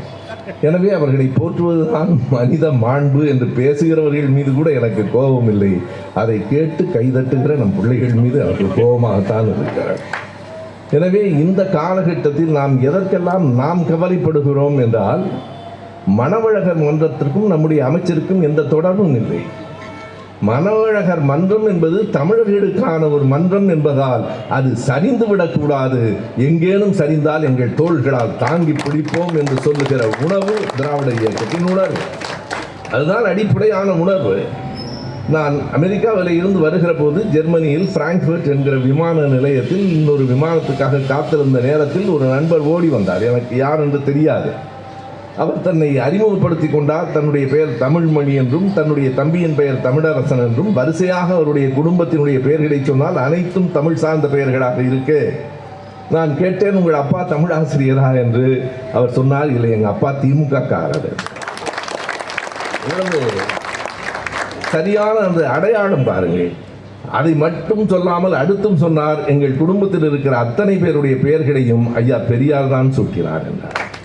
பெரியார் தமிழை காட்டுமகாட்டி மொழி என்று சொல்லிவிட்டார் என்று சொல்கிறார்கள். வைத்திருக்கிற பெயர் அனைத்தும் தமிழ் பெயர்கள். மணவழகர் என்பது என்ன? கல்யாண சுந்தரனார் என்பதற்கான மொழிபெயர்ப்பு தானே, தமிழில் கொண்டு வந்திருக்கிற சொல் அது. எனவே திருவிக்காவினுடைய பெயரால் இருக்கிற மன்றம், அதுவும் மணவழகர் என்கிற பெயரால் இருக்கிற மன்றம் என்றைக்கும் நின்று நிலைக்க வேண்டும், சிறந்து ஓங்க வேண்டும் என்று எண்ணுகிற அந்த எண்ணம் தான் நமக்கான அடையாளம். சில அடையாளங்கள் வாழ்க்கை முழுவதும் நமக்கு தொடர்ந்து வரும். இந்த விமான பயணத்தில் கூட ஒரு அடையாளம் எனக்கே தெரியாமல், என்னோடு வந்த அடையாளம் எனக்கே தெரியாமல். விமான நிலையத்தில் சென்னையிலே வந்து இறங்குகிற போது எங்களினுடைய பெட்டிகள் வருகின்றன. எந்த பெட்டி? நான் நினைத்து கொண்டு வருகிறேன் நீல பெட்டி நம்முடையது மட்டும்தான் என்று. ஒரு 15 நீல பெட்டி வருகிறது. எந்த பெட்டி என்று தடுமாறுகிற போது என் மனைவி சொன்னார், எனக்கு தெரியாது. இல்லைங்க, நம்ம பெட்டி 4லையும் கருப்பு சிவப்புல ரிப்பன்ல கட்டி இருக்கிறேன், அதானுங்க நம்ம அடையாளம் சொன்னோம். எதையும் நான் பொய்யாக சொல்லவில்லை. நீங்க பாருங்க, நம்ம பெட்டியில நீங்க எதுவும் தடுமாற வேண்டாம், எல்லாத்துலேயும் கருப்பு ரிப்பன் ஒன்று சிவப்பு ரிப்பன் ஒன்று கட்டியிருக்கிற, அதானே நம்ம அடையாளம் வந்தது. அதுதான் நம்முடைய அடையாளம், அதுதான் எங்கள் அடையாளம், அதுதான் உங்கள் அடையாளம், அதுதான் தமிழ்நாட்டின் அடையாளம். அந்த அடையாளத்தின் கீழ் நின்று நாம் பேசுகிறோம். நல்லது. இந்திய அரசியல் அரங்கத்தில் நம்முடைய உரிமை குரல் எங்கே தொடங்குகிறது? 1921 ஜூலை மாதம் வெளிவந்த ஒரு அரசு ஆணையிலிருந்து 2 நாள்களுக்கு முன்னால் புள்ளியியல் மற்றும் திட்ட அமைச்சகத்தின் சார்பாகவும் ஒன்றிய அமைச்சர் இணை அமைச்சர் பங்கஜ் சௌத்ரி கூறியிருக்கிற செய்தி அடிப்படையிலும் 21 இருந்து நேற்றைக்கு முன்தினம் வரைக்கும் பரவி கிடக்கிற செய்திகளை நான் தொகுத்து சொல்ல வேண்டும் என்று கருதுகிறேன். உறவுக்கு கை கொடுப்போம், உரிமைக்கு குரல் கொடுப்போம் என்பதுதான் நம்முடைய அடிப்படையான முழக்கம். அந்த முழக்கத்தில் எத்தனை ஆழமான செய்தி இருக்கிறது பாருங்கள். உறவுக்கு கை கொடுப்போம், யாரோடும் நமக்கு பகை இல்லை, ஆனால் நாம் யாருக்கும் அடிமை இல்லை. யாரோடும் பகை இல்லை என்பதனாலே யார் சொன்னாலும் அப்படியே கேட்டுக்கொண்டிருக்க முடியாது. உறவுக்கு கை கொடுப்போம், உரிமைக்கு குரல் கொடுப்போம். குரல் மட்டும்தான் கொடுப்பீர்களா என்று சிலர் கேட்கிறார்கள். குரல் கொடுப்போம் என்கிற சொல்லுக்கு வெறும் குரல் கொடுப்போம் என்கிற பொருள் இல்லை. ஒருவன் வாழ்வில் தாழ்ந்து போய்விட்டான், அவனுக்கு இவன் கை கொடுத்தான் என்றால் கை குலுக்கினான் என்று பொருள் இல்லை, வாழ்வில் அவனை உயர்த்தினான் என்று பொருள். உறவுக்கு கை கொடுப்போம், உரிமைக்கு குரல் கொடுப்போம் என்று தொடங்கிய அந்த முழக்கத்தை நாம் எந்த இடத்திலிருந்து பார்க்க வேண்டும் என்றால், தலைவர் கலைஞர் அவர்கள் செய்திருக்கிற ஒவ்வொரு சின்ன செயலுக்குள்ளும் 1000 பொருள் உண்டு. நான் கன்னியாகுமரியிலே உயர்ந்து நிற்கிற வானுயர நிற்கிற வள்ளுவனின் சிலையிலே இருந்து தொடங்குகிறேன். கவனித்து பாருங்கள். பொதுவாக பார்த்தால் அது வெறும் சிலை, பொதுவாக பார்த்தால் அது ஒரு கலை. சிலை என்பது கலைதான் நண்பர்களே. ஆனால் வள்ளுவன் சிலை வெறும் கலை என்று, அது ஒரு அரசியல். அதற்குள்ளே ஒரு அரசியல் இருக்கிறது. கன்னியாகுமரியிலே இருக்கிற வள்ளுவர் சிலையை கவனித்து பாருங்கள். எந்த திசை நோக்கி நிற்கிறார்? கன்னியாகுமரியிலே இருந்து காஷ்மீரத்தை நோக்கி அந்த சிலை நிற்கிறது. இந்தியாவின் வரலாறு இங்கிருந்தா தொடங்கிட்டு என்று சொல்லுகிற அரசியல். எங்கே இருந்து அரசியல் தொடங்கிற்று என்பதை வள்ளுவன் சொல்லுகிறான். அது மட்டுமல்ல, இந்த சிலை வருவதற்கு முன்பாக கன்னியாகுமரிக்கு போகிறவர்களை நீங்கள் என்ன பார்த்தீர்கள் என்று கேட்டால், கதிரவனின் உதயம் பார்த்தோம், மறைவு பார்த்தோம், விவேகானந்தர் பாறை பார்த்தோம் என்பார்கள். விவேகானந்தர் பாறையை விட உயரமாக ஒரு சிலை உயர்ந்து நிற்கிறது. அதற்குள்ளேயும் ஒரு அரசியல் இருக்கிறது என்பது கலைஞருக்கு தெரியும், புரிந்தவர்களுக்கு புரியும். எனவே கலைஞர் சிலை, வள்ளுவர் சிலையிலே இருந்து தொடங்குகிற அரசியல் நீங்கள் தொடக்கி வைத்திருக்கிற விவேகானந்தரின் அரசியலை விட உயரமானது என்பதையும் கலைஞர் இந்தியாவுக்கு உணர்த்துகிறார். இந்தியாவுக்கே உணர்த்துகிறார். 1921 ஜூலையிலே இருந்து நான் தொடங்கினேன். அதுதான் இந்திய அரசியல் அரங்கத்தில் தமிழ்நாடு முன்னணியாக ஒரு செய்தியை கொண்டு வந்த நாள். வேறொன்றும் இல்லை, பெண்களுக்கு வாக்குரிமையை கொடுத்த நாள் அது. அதுதான் அந்த ஆணை. திராவிட இயக்கத்தின் முன்னோடியாக இருந்த நீதி கட்சி பனகல் அரசர் பொறுப்பேற்றவுடன் கொண்டு வந்த முதல் ஆணை இந்தியாவில் வேறு எந்த மாநிலத்திலும் இல்லை, தமிழ்நாட்டில் தான் தொடக்கம். உலகத்திலேயே பல நாடுகளில் இல்லை, வல்லரசு நாடுகளில் இல்லை. உலகத்தில் முதலாக அந்த கிழக்கின் எல்லையில் இருக்கிற நியூசிலாந்தில் 1893 பெண்களுக்கு வாக்குரிமை வழங்கப்பட்டது. பிறகு 96 ஆஸ்திரேலியா. 19ஆம் நூற்றாண்டில் 2 நாடுகளில் தான் பெண்களுக்கு வாக்குரிமை, அதுவும் கடைசியாக. பிறகுதான் ஐரோப்பாவில் பிரான்சிலே தொடங்கி பல நாடுகளுக்கு வந்து சேர்ந்தது. 1920 ஆண்டுதான் நியூயார்க் மாநிலத்தில் அமெரிக்காவில் பெண்களுக்கு வாக்குரிமை. 1921 ஜூலை தமிழ்நாட்டிலே பெண்களுக்கு வாக்குரிமை என்றார். இந்திய அரங்கிலும் உலக அரங்கிலும் தமிழ்நாடு எப்படி உயர்ந்து நின்றது, திராவிட இயக்கம் எப்படி வழிகாட்டிற்று. சமத்துவம் என்பது நம்முடைய அடிப்படையான கோட்பாடு. பெண்களுக்கு வாக்குரிமை இல்லாமல், பெண்களுக்கு சமத்துவம் இல்லாமல் பிறகு எப்படி அது வந்து சேரும்? ஆண்களுக்கு கூட எல்லோருக்கும் வாக்குரிமை இல்லை, நீங்கள் அறிவீர்கள். It is only for taxpayers. யார் வரி கட்டுகிறானோ, யார் படித்திருக்கிறானோ அவனுக்குத்தான் வாக்குரிமை உண்டு, எல்லோருக்கும் வாக்குரிமை கிடையாது. இந்த இடத்தில் நான் நினைவிலிருந்து சொல்லுகிறேன், 1920 ஆண்டே வரி கட்டிய குடும்பம் ஈரோட்டில் ஒரு குடும்பம் இருந்தது, அது ஐயா பெரியார் குடும்பம். எனவே அங்கேதான் வரி கட்டுகிற, அரசுக்கு வரி கட்டுகிற குடும்பத்தில் உள்ள ஆண்களுக்கு மட்டும் வாக்குரிமை தகர்த்து எறியப்பட்டது. எல்லோருக்கும் வாக்குரிமை. ஜனநாயகத்தின் கதவுகளை முதலில் திறந்தது இந்தியாவில் திராவிட இயக்கம்தான் என்பதற்கு இது முதல் எடுத்துக்காட்டு. எல்லோருக்கும் வாக்குரிமை, அதிலும் பெண்களுக்கு வாக்குரிமை. பெண்களை உலகமே அப்போது மதிக்கவில்லை, அதுதானே உண்மை. உலகத்தினுடைய மிக புகழ்பெற்ற 600 ஆண்டுகளுக்கு முந்தைய வரலாற்றை கொண்ட கேம்பிரிட்ஜ் பல்கலைக்கழகத்திலே பெண்கள் படிக்கலாம், ஆனால் அவர்களுக்கு பட்டமளிக்கப்படாது. பெண்கள் படிக்கலாம், ஆனால் அவர்களுக்கு பட்டமளிப்பு விழாவிலே இடமில்லை. படித்துவிட்டு வீட்டுக்கு. எப்போது மாறிற்று? 46. எப்படி மாறிற்று? விக்டோரியா மகாராணியார் குடும்பத்திலே ஒரு பெண் படித்தார். அவரை வீட்டிலே கேட்டார்கள், எங்கே பட்டம்? பெண்களுக்கு கொடுக்க மாட்டார்கள். அப்போதுதான் விக்டோரியா மகாராணிக்கே கோபம் வந்தது. அவர் வீட்டு பெண்ணுக்கு பட்டம் கொடுக்காத போதுதான். அதற்கு பிறகுதான் 46க்கு பிறகுதான் கேம்பிரிட்ஜ் பல்கலைக்கழகத்தில் பெண்களுக்கும் பட்டம் வழங்கப்பட்டது. பேராசிரியர் அருணன் அவர்கள் அந்த கேம்பிரிட்ஜ் பல்கலைக்கழகம் பற்றி எழுதியிருக்கிற கட்டுரையில் இது குறித்து மிக விரிவாக எழுதியிருக்கிறார். நான் சொல்கிற செய்திகள் எல்லாம் நானாக கண்டுபிடித்ததில்லை, படித்த செய்திகள், எங்கே இருந்து படித்தேன் என்பதையும் உங்களுக்கு எடுத்து சொல்லிவிடுகிறேன். எதற்காக என்றால், இந்த அரங்கம் கேட்டுவிட்டு போகிற அரங்கம் இல்லை, தொடர்ந்து படிக்கிற அரங்கம், வயசுகிறவர்களையும் சரி செய்கிற அரங்கம். இப்படி தொடங்கிற்று நம்முடைய சமத்துவத்தினுடைய பயணம். எப்படி தொடர்ந்தது? 27 டிசம்பரிலே ஒரு ஆணை வந்தது, நாம் அறிவோம். அதுதான் இடஒதுக்கீட்டுக்காக வெளிவந்த முதல் ஆணை. அதற்கு முன்பு 21 அது நிறைவேற்றப்பட்டது. அதிகாரிகள் அதை நிறைவேற்ற விடவில்லை. அன்றைக்கு இருந்த ஆங்கிலேய ஆளுநர்கள், இல்லை இல்லை இதில் சிக்கல் வரும் என்று உங்கள் நாட்டைச் சேர்ந்தவர்களே சொல்லுகிறார்கள். யார்? எனவே அதை சில கேள்விகளை மட்டும் நான் முன்வைக்கிறேன், பதில் உங்களுக்கு தெரியும். எல்லா விடையையும் பேசுகிறவனே சொல்ல வேண்டாம், மக்களுக்கிடம் போய் சேர வேண்டும். தடுத்த காரணத்தால் பிறகு அவர்களே சொல்லுகிறார், அந்த ஆளுநரே சொல்லுகிறார், கையெழுத்து போட முடியாது என்று அவர் நிறுத்திவிட்டார். இங்கே இருக்கிறவர்கள் சிலரும் பர்மாவிலே இருந்து, நகரத்தார் சங்கத்திலே இருந்து கடிதம் வருகிறது, எல்லோருக்கும் இடஒதுக்கீடு கொடுக்கக்கூடாது. இன்றைக்கு நடந்த நிகழ்ச்சியை நான் சொல்லுகிறேன் தோழர்களே, இன்னும் நாம் போக வேண்டிய தொலைவு எவ்வளவு இருக்கிறது என்பதற்காக நான் மாவட்ட செயலாளரின் அறையில் அமர்ந்திருக்கிற போது அந்த செய்தியை நான் படிக்கிறேன். சமூக நீதி விடுதி என்று வைக்கக்கூடாது, எங்கள் ஜாதி பெயரை எடுக்கக்கூடாது என்று சொல்லுகிறவர்கள் இன்றைக்கும் நம்மோடு வாழ்கிறார்கள். கருப்பும் சிவப்பும் நம் அடையாளம் என்றால் சாதிதான் தங்கள் அடையாளம் என்று கருதுகிறார்கள். இன்றைக்கு காலையில கலைஞர் தொலைக்காட்சியில் பேசுகிற போது சொன்னேன், சாதி நமக்கு அடையாளம் இல்லை, அது அவமானம். இந்த உணர்வை உருவாக்குவதுதான் திராவிட இயக்கத்தின் குரல். சாதி இல்லை நம் அடையாளம், கொள்கை சமத்துவம் நம் அடையாளம். அதை உடைத்து 27 வந்த டிசம்பரிலே வந்த அந்த ஆணை 21 இருந்து 6 ஆண்டுகள் காத்து கிடந்து 50 விழுக்காடு 70 விழுக்காடு என்பது அல்ல, 100 விழுக்காடும் பிரித்து கொடுத்த ஆணை.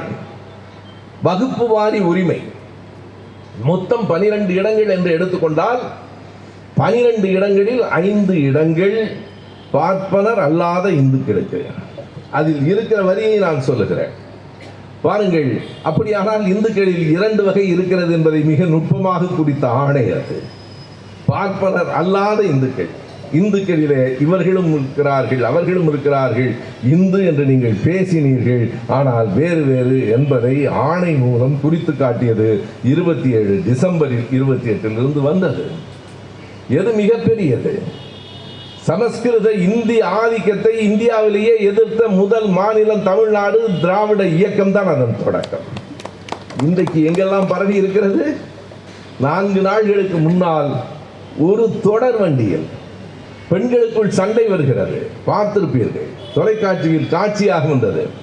என்ன சண்டை தெரியுமா? மராத்தியில பேசினா உட்கார், இந்தியில பேசினா இறங்கி போ. மராத்திய பெண்கள் மகாராஷ்டிரத்திலே பேசுகிற குரல் திராவிட இயக்கத்தின் குரலப்பாரு. இங்கே இருந்து புறப்பட்டது. மராத்தி எங்கள் தாய்மொழி. நீ இந்திக்காரிக்கு இங்கே என்ன வேலை என்று கேட்கிற நீ என்ன செய்தி என்றால், இந்தியில பேசி அவர்களும் மராத்திய பெண்கள். அதைத்தான் இவர்கள் கேட்டார்கள். உனக்கு தாய்மொழி மராத்தி தானே, மராத்தியில் பேசு. எதற்கு இந்தியில் பேசுகிறாய் என்று கேட்ட குரல் இந்திய அரசியல் அரங்கில் எங்கிருந்து தொடங்கிற்று?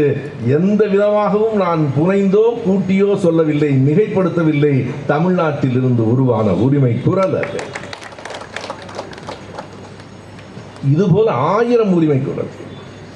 குறிப்பாக 2 ஒரு நேர்காணலையும் ஒரு உரையையும் சொல்லுகிறேன். இங்கே இருக்கிற நீங்கள் பலர் அறிந்திருக்கலாம், நினைவுபடுத்திக் கொள்வோம், மக்களிடம் சொல்வோம். 1969 மார்ச் மாதம் 17ஆம் தேதி தில்லியில் தலைவர் கலைஞர் கொடுத்த பத்திரிகையாளர் சந்திப்பில் கொடுத்த ஒரு நேர்காணல். இன்றைக்கு உண்மையிலேயே பத்திரிகையாளர்களின் பொறுமையை என்னால் பாராட்டாமல் இருக்கவே முடியாது. எதை வேண்டுமானாலும் பேசுகிறார். முழக்கங்கள் எப்படியெல்லாம் மாறி போயிருக்கின்றன. நம்முடைய கூட்டங்களில், மாநாடுகளில் முழக்கங்கள் கேட்கும். இப்போது புதிதாக வந்திருக்கிற கட்சியின் மாநாட்டில் முழக்கங்கள் எப்படி கேட்கிறது தெரியுமா? ஏறாதே ஏறாதே மரத்தில் ஏறாதே, அசைக்காதே அசைக்காதே விளக்கு கம்பத்தை. இதுவா முழக்கம்? நான் தூக்காதே தூக்காதே நான்காதே தூக்காதே. புதிய முழக்கங்கள். ஊடகவியலாளர்கள் முன்னிலையில் பேசுகிற போது எதை வேண்டுமானாலும் பேசலாம் என்கிற நினைப்பு. தலைவர் கலைஞர் எத்தனை பொறுமையாய், எத்தனை தெளிவாய், எத்தனை ஆழமாய் அந்த தில்லியிலே நடைபெற்ற அந்த பத்திரிகையாளர் சந்திப்பில் பேசினார் என்பதற்கு எல்லாம் எங்கும் தேட வேண்டாம். நம்முடைய அறிவாலயத்தில், அரங்கத்தில் இருக்கிறது, நூலகத்தில் இருக்கிறது. 1969 மார்ச் 17 இந்த தேதிக்கு முக்கியத்துவம் இருக்கிறது. அவர் சொன்ன செய்திக்கு முதன்மை இருக்கிறது. என்ன சொன்னார்? இந்தியாவில் இருக்கிற எல்லா மாநிலங்களுக்கும் சம உரிமை வேண்டும் என்று தமிழ்நாடு அரசு கருதுகிறது. சொன்னவர் யார்? தமிழ்நாட்டின் முதலமைச்சர். அவர் முதலமைச்சராகி எத்தனை நாட்கள் ஆகிறது? 1969 பிப்ரவரி 3ஆம் தேதி அறிஞர் அண்ணா அவர்கள் மறைந்தார். 10ஆம் தேதி பொறுப்பேற்றார். சரியாக 37 நாள்களில் கலைஞர் தில்லியிலே பேசுகிறார். ஆட்சிக்கு வந்து முதலமைச்சராக அமர்ந்திருக்கிறவருக்கு கவனமெல்லாம் எங்கே இருக்கு? அதுவும் தில்லிக்கு போயிருக்கிறார். இந்த நாற்காலியை எப்படியாவது பிடிக்க வேண்டும் என்று நினைக்கிறார்கள். பிடித்தவுடன் எப்படியாவது காப்பாற்றிக் கொள்ள வேண்டும் என்று நினைக்கிறார்கள். பதவியேற்ற 37வது நாளில் தில்லியில் என்று கலைஞர் சொன்னார், அனைத்து மாநிலங்களுக்கும் சுயாட்சி வழங்கப்பட வேண்டும் என்பது எங்கள் எண்ணம். இதற்காக விரைவில் நான் ஒரு குழுவை அமைக்கப் போகிறேன். அந்த நேர்காணலில் தான் முதல்ல சொல்றார். பிறகுதான் ராஜமன்னார் குழுவுக்கு முன்பாக கலைஞர் சொன்ன இந்த நேர்காணல் இருக்கிறதே, இந்த உரிமை குரல் இந்தியா முழுவதும் ஒலித்தது. அவர் ஏதோ சாதாரணமாக செய்யக்கூடியவர் இல்லை, திட்டமிட்டு தான் செய்திருப்பார். சென்னையில் பேட்டி அளித்தால் அது தமிழ்நாட்டோடு நிற்கும். தில்லியிலே போய் பேசினார். எல்லா ஊடகங்களும் அதை ஏற்றன. அதற்கு பிறகு உடனடியாக அவர் ராஜமன்னார் குழுவை அமைத்தார். இது கலைஞரின் குரலாக வெளிப்பட்டாலும் அது அறிஞர் அண்ணாவின் எண்ணம் என்பதை நாம் அறிவோம். அண்ணாவின் கடைசி உயில் மாநில சுயாட்சி தான். அதைத்தான் அண்ணாவின் உயில் என்று இன்றைக்கும் நாம் சொல்லுகிறோம். எப்போது எழுதினார்? ஏன் உயில் என்று சொல்லுகிறோம்? உயில் என்பது கடைசியாக எழுதுவது. 69 ஜனவரி 14ஆம் தேதி. எத்தனை வேலைகள் இருந்தாலும் பொங்கலுக்கு காஞ்சிபுரத்துக்கு அண்ணா போய்விடுவார். அந்த இறுதி ஆண்டில் 69 ஜனவரி அவரால் காலையில் போக முடியவில்லை, மாலைதான் போகிறார். அந்த கடிதம் படித்தால் இப்போதும் நமக்கு கண்ணீர் வரும். நான் முதலமைச்சராக இல்லை, சூழ்நிலையின் கைதியாக இருக்கிறேன் தம்பி. பொங்கலுக்கு கூட என்னால் இன்னமும் வீட்டுக்கு போக முடியவில்லை. அங்கே அந்த பேரப்பிள்ளைகள் எல்லாம் காத்திருக்கிறார்கள். இருந்தாலும் இந்த கோப்புகளில் கையொப்பம் விட்டு தான் நான் புறப்பட வேண்டியிருக்கிறது. அண்ணா அன்றைக்கு மாலை தான் பொங்கல் அன்று காஞ்சிபுரத்துக்கு போனார். அடுத்த நாள் இருந்தார். அதற்கு அடுத்த நாள் காஞ்சிபுரத்தை விட்டு புறப்பட்டார். என்ன நினைத்தாரோ தெரியாது. தன்னுடைய ஓட்டுநரிடம் சொன்னார், அந்த பச்சையப்பன் பள்ளியில் கொஞ்ச நேரம் கொண்டு போய் காரை நிறுத்துங்கள். அவர் படித்த பள்ளி. இறங்கி அந்த பள்ளிக்கூடத்தை பார்த்தார். நாம் அரசு ஊழியர்களுக்கு கட்டி கொடுத்த அந்த கட்டிடங்கள் இருக்கிற அந்த குடியிருப்புக்கு செல்லுங்கள். அங்கே இறங்கி காரை விட்டு அந்த ஓட்டுநர் சொல்லுகிறார், புரியவில்லை. ஏன், எதற்காக என்று புரியவில்லை. அந்த அரசு கட்டி கொடுத்த அரசு ஊழியர்களுக்கான குடியிருப்புகளை அண்ணா பார்வையிட்டார். அவருக்கு தெரிந்ததோ என்னவோ, மறுபடியும் காஞ்சிபுரத்துக்கு வரமாட்டேன் என்று உணர்ந்தாரோ என்னவோ. நான் தொலைக்காட்சியில் பேசுகிற போது சொன்னேன், அந்த 2 கட்டிடங்களையும் பார்த்துவிட்டு அண்ணா புறப்பட்டார். காஞ்சிபுரத்தை விட்டு கடைசியாக புறப்பட்டார். 1000 முறை காஞ்சியை விட்டு அவர் வெளியிலே வந்திருக்கிறார். காஞ்சியை விட்டு அவர் வெளியிலே வந்ததுனாலே தான் இந்தியாவிலேயே சமத்துவம் உள்ளே வந்தது. கடைசியாக காஞ்சிபுரத்தை விட்டு அண்ணா வெளியிலே புறப்பட்டார். அப்போது அவர் எழுதிய காஞ்சி என்கிற மடலில் அவர் எழுதிய அந்த கடைசி அறிக்கை தான் இந்தியாவுக்கு மாநில சுயாட்சி வேண்டும். தனித்தமிழ்நாடு திராவிட நாட்டை திமுக கழகம் கைவிட்டு விட்டது என்று சொல்லுகிறவர்கள் அன்பு கூர்ந்து நேரம் இருந்தால் எண்ணி துணிக கருமம் என்னும் அண்ணாவினுடைய நூலை படிக்க சொல்லுங்கள். நீங்கள் படித்திருப்பீர்கள், இல்லையானால் படித்தாக வேண்டும். அறிஞர் அண்ணா அவர்கள் கைப்பட எழுதிய அந்த ஒவ்வொரு புத்தகமும் ஒரு வெறும் புத்தகம் அல்ல, வரலாறு.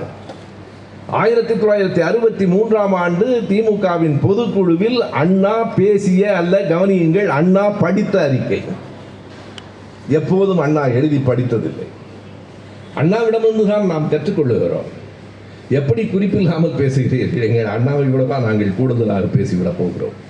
நம் கலைஞரை விடவா பேசிவிடப் போகிறோம்? எந்த குறிப்பையும் எப்போதும் கையில் வைத்துக் கொண்டு பேசியவரில்லை அறிஞர் அண்ணா அவர்கள்.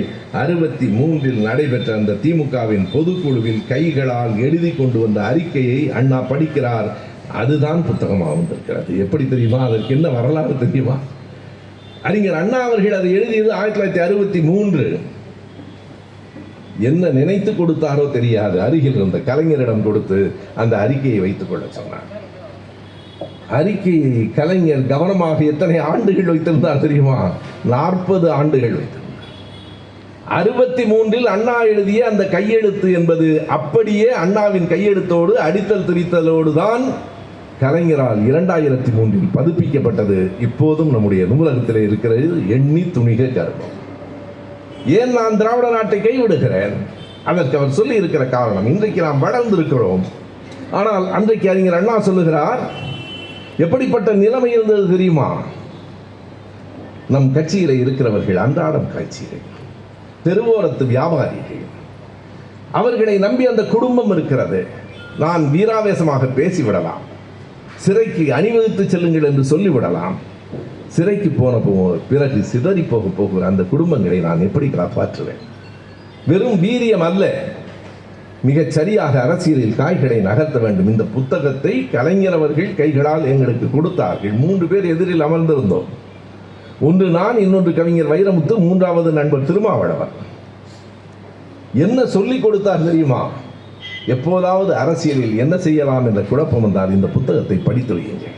எப்படி அரசியலில் காய்களை நகர்த்த வேண்டும் என்பதற்கு இதைவிட தெளிவாக ஒரு புத்தகம் வர முடியாது என்றார். அப்போதுதான் வைரமுத்து அவர்கள் சொன்னார், இதில் அண்ணாவின் கையெழுத்து இருக்கிறது, நீங்களும் ஒரு கையெழுத்து போட்டு கொடுத்தால் உங்கள் கையெழுத்தும் இருக்கும் என்றார். அது 23/4/2009 தலைவர் கையெழுத்து போட்டு கொடுத்த அண்ணாவின் கையெழுத்தான புத்தகத்தை இப்போதும் நான் என் சான்றிதழ்களை விட பெரிதாக மதித்து வைத்திருக்கிறேன்.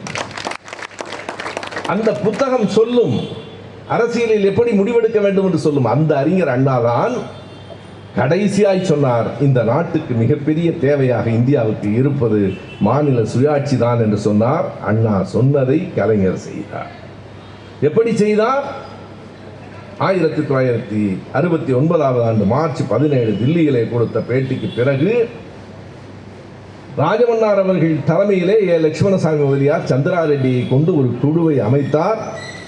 அந்த குழு 1971 383 பக்கங்களில் அறிக்கையை கொடுத்தது. ராஜமன்னார் அறிக்கை தான் இன்றைக்கும் மாநில சுயாட்சியில் எந்த மாநிலமாக இருந்தாலும் முன்னெடுத்து காட்டுகிற அறிக்கை ராஜமன்னார் அறிக்கை. அதை கொடுத்ததும் திராவிட இயக்கம் தான். இந்தியாவுக்கு வழிகாட்டிய இயக்கம். அறிக்கை வந்தது பெரிய செய்தி அல்ல. எது மிகப்பெரிய செய்தி என்றால் 1974 ஏப்ரல் 20 திமுககாரர்கள் மறக்கவே கூடாது, தமிழர்கள் மறக்கக்கூடாது. 1974 ஏப்ரல் 20 ராஜமன்னார் அறிக்கையை சட்டமன்றத்திலே வைத்து மாநில சுயாட்சி வேண்டும் என்று தீர்மானம் நிறைவேற்றிய முதல் மாநிலம் இந்தியாவில் தமிழ்நாடு தான். அது திராவிட இயக்கம். சாதாரண செய்தி அல்ல. ஆட்சியில் இருந்து கொண்டு நீங்கள் நெருக்கடி நிலையை நாம் சந்தித்ததற்கு இவையெல்லாம் காரணம். 1974 ஏப்ரல் 20 அந்த ராஜமன்னார் அறிக்கையை அவர் வெளியிட்டாரே, அப்போது அவர் முதலமைச்சராக இருந்தார். அதற்கு ஓராண்டுக்கு முன்பு இன்னொரு முக்கியமான கூட்டத்தை வரலாற்றில் நான் சொல்லுகிறேன். இந்திய அரசியல் அரங்கில் நம்முடைய அமைச்சரும் சுந்தரமும் தேடி கொடுத்த தலைப்பு என்னை பல செய்திகளை தேட வைத்தது. எப்போதும் எது அறிவு என்றால் பேசுகிறவனையும் படிக்க வைப்பது அறிவு. அப்படி நான் நீங்கள் கொடுத்த தலைப்புக்கு தேடுகிற போது கிடைத்த இன்னொரு மிகப்பெரிய செய்தி. நான் தேதிகளை குறிப்பிடுவதற்கு காரணம் ஒவ்வொருவரும் தேட வேண்டும் என்பதற்காக. 1973 முதலமைச்சராக இருக்கிறார். அக்டோபர் 14 அலகாபாத்திலே நடைபெற்ற கூட்டத்தில் கலைஞரின் பேச்சுக்கு இணையாக இந்தியாவில் இன்னொரு உரிமை குரலை பார்க்க முடியாது. அந்த பேச்சு இருக்கிறது, நம்முடைய முரசொலியில் இருக்கிறது, நெஞ்சுக்கு நீதியில் ஒரு பகுதி இருக்கிறது. ஆனால் இரண்டையும் தாண்டி முழுமையான உரை இந்துஸ்தான் டைம்ஸ் என்கிற பத்திரிகையில் இருக்கிறது, ஆவண காப்பகத்தில் இருக்கிறது. 1973 அக்டோபர் 14 அலகாபாத்தில் நடைபெற்ற இந்தியாவில் இருக்கிற பல்வேறு கட்சி தலைவர்கள் கலந்து கொண்ட கூட்டம். அந்த கூட்டத்திலும் கலைஞர் என்ன சொன்னார் என்றால், நாங்கள் எங்களுக்காக மட்டும் கேட்கவில்லை, இந்தியாவில் இருக்கிற எல்லா மாநிலங்களுக்கும் சுயாட்சி வேண்டும் என்று அலகாபாத்திலே போய் பேசினார். எப்படி இந்திய அரசியல் அரங்கில் திராவிட இயக்கம் முன்னெடுத்தது இந்த செய்திகளை என்பதற்காக சொல்லுகிறேன். என்ன பெரிய செய்தி தெரியுமா? அன்றைக்கு இந்தியாவின் பல மாநிலங்களிலிருந்து தலைவர்கள் வந்து பேசுகிறார்கள். கலைஞருக்கு மட்டும் எதிராக சுவரொட்டிகள் ஒட்டப்படுகின்றன.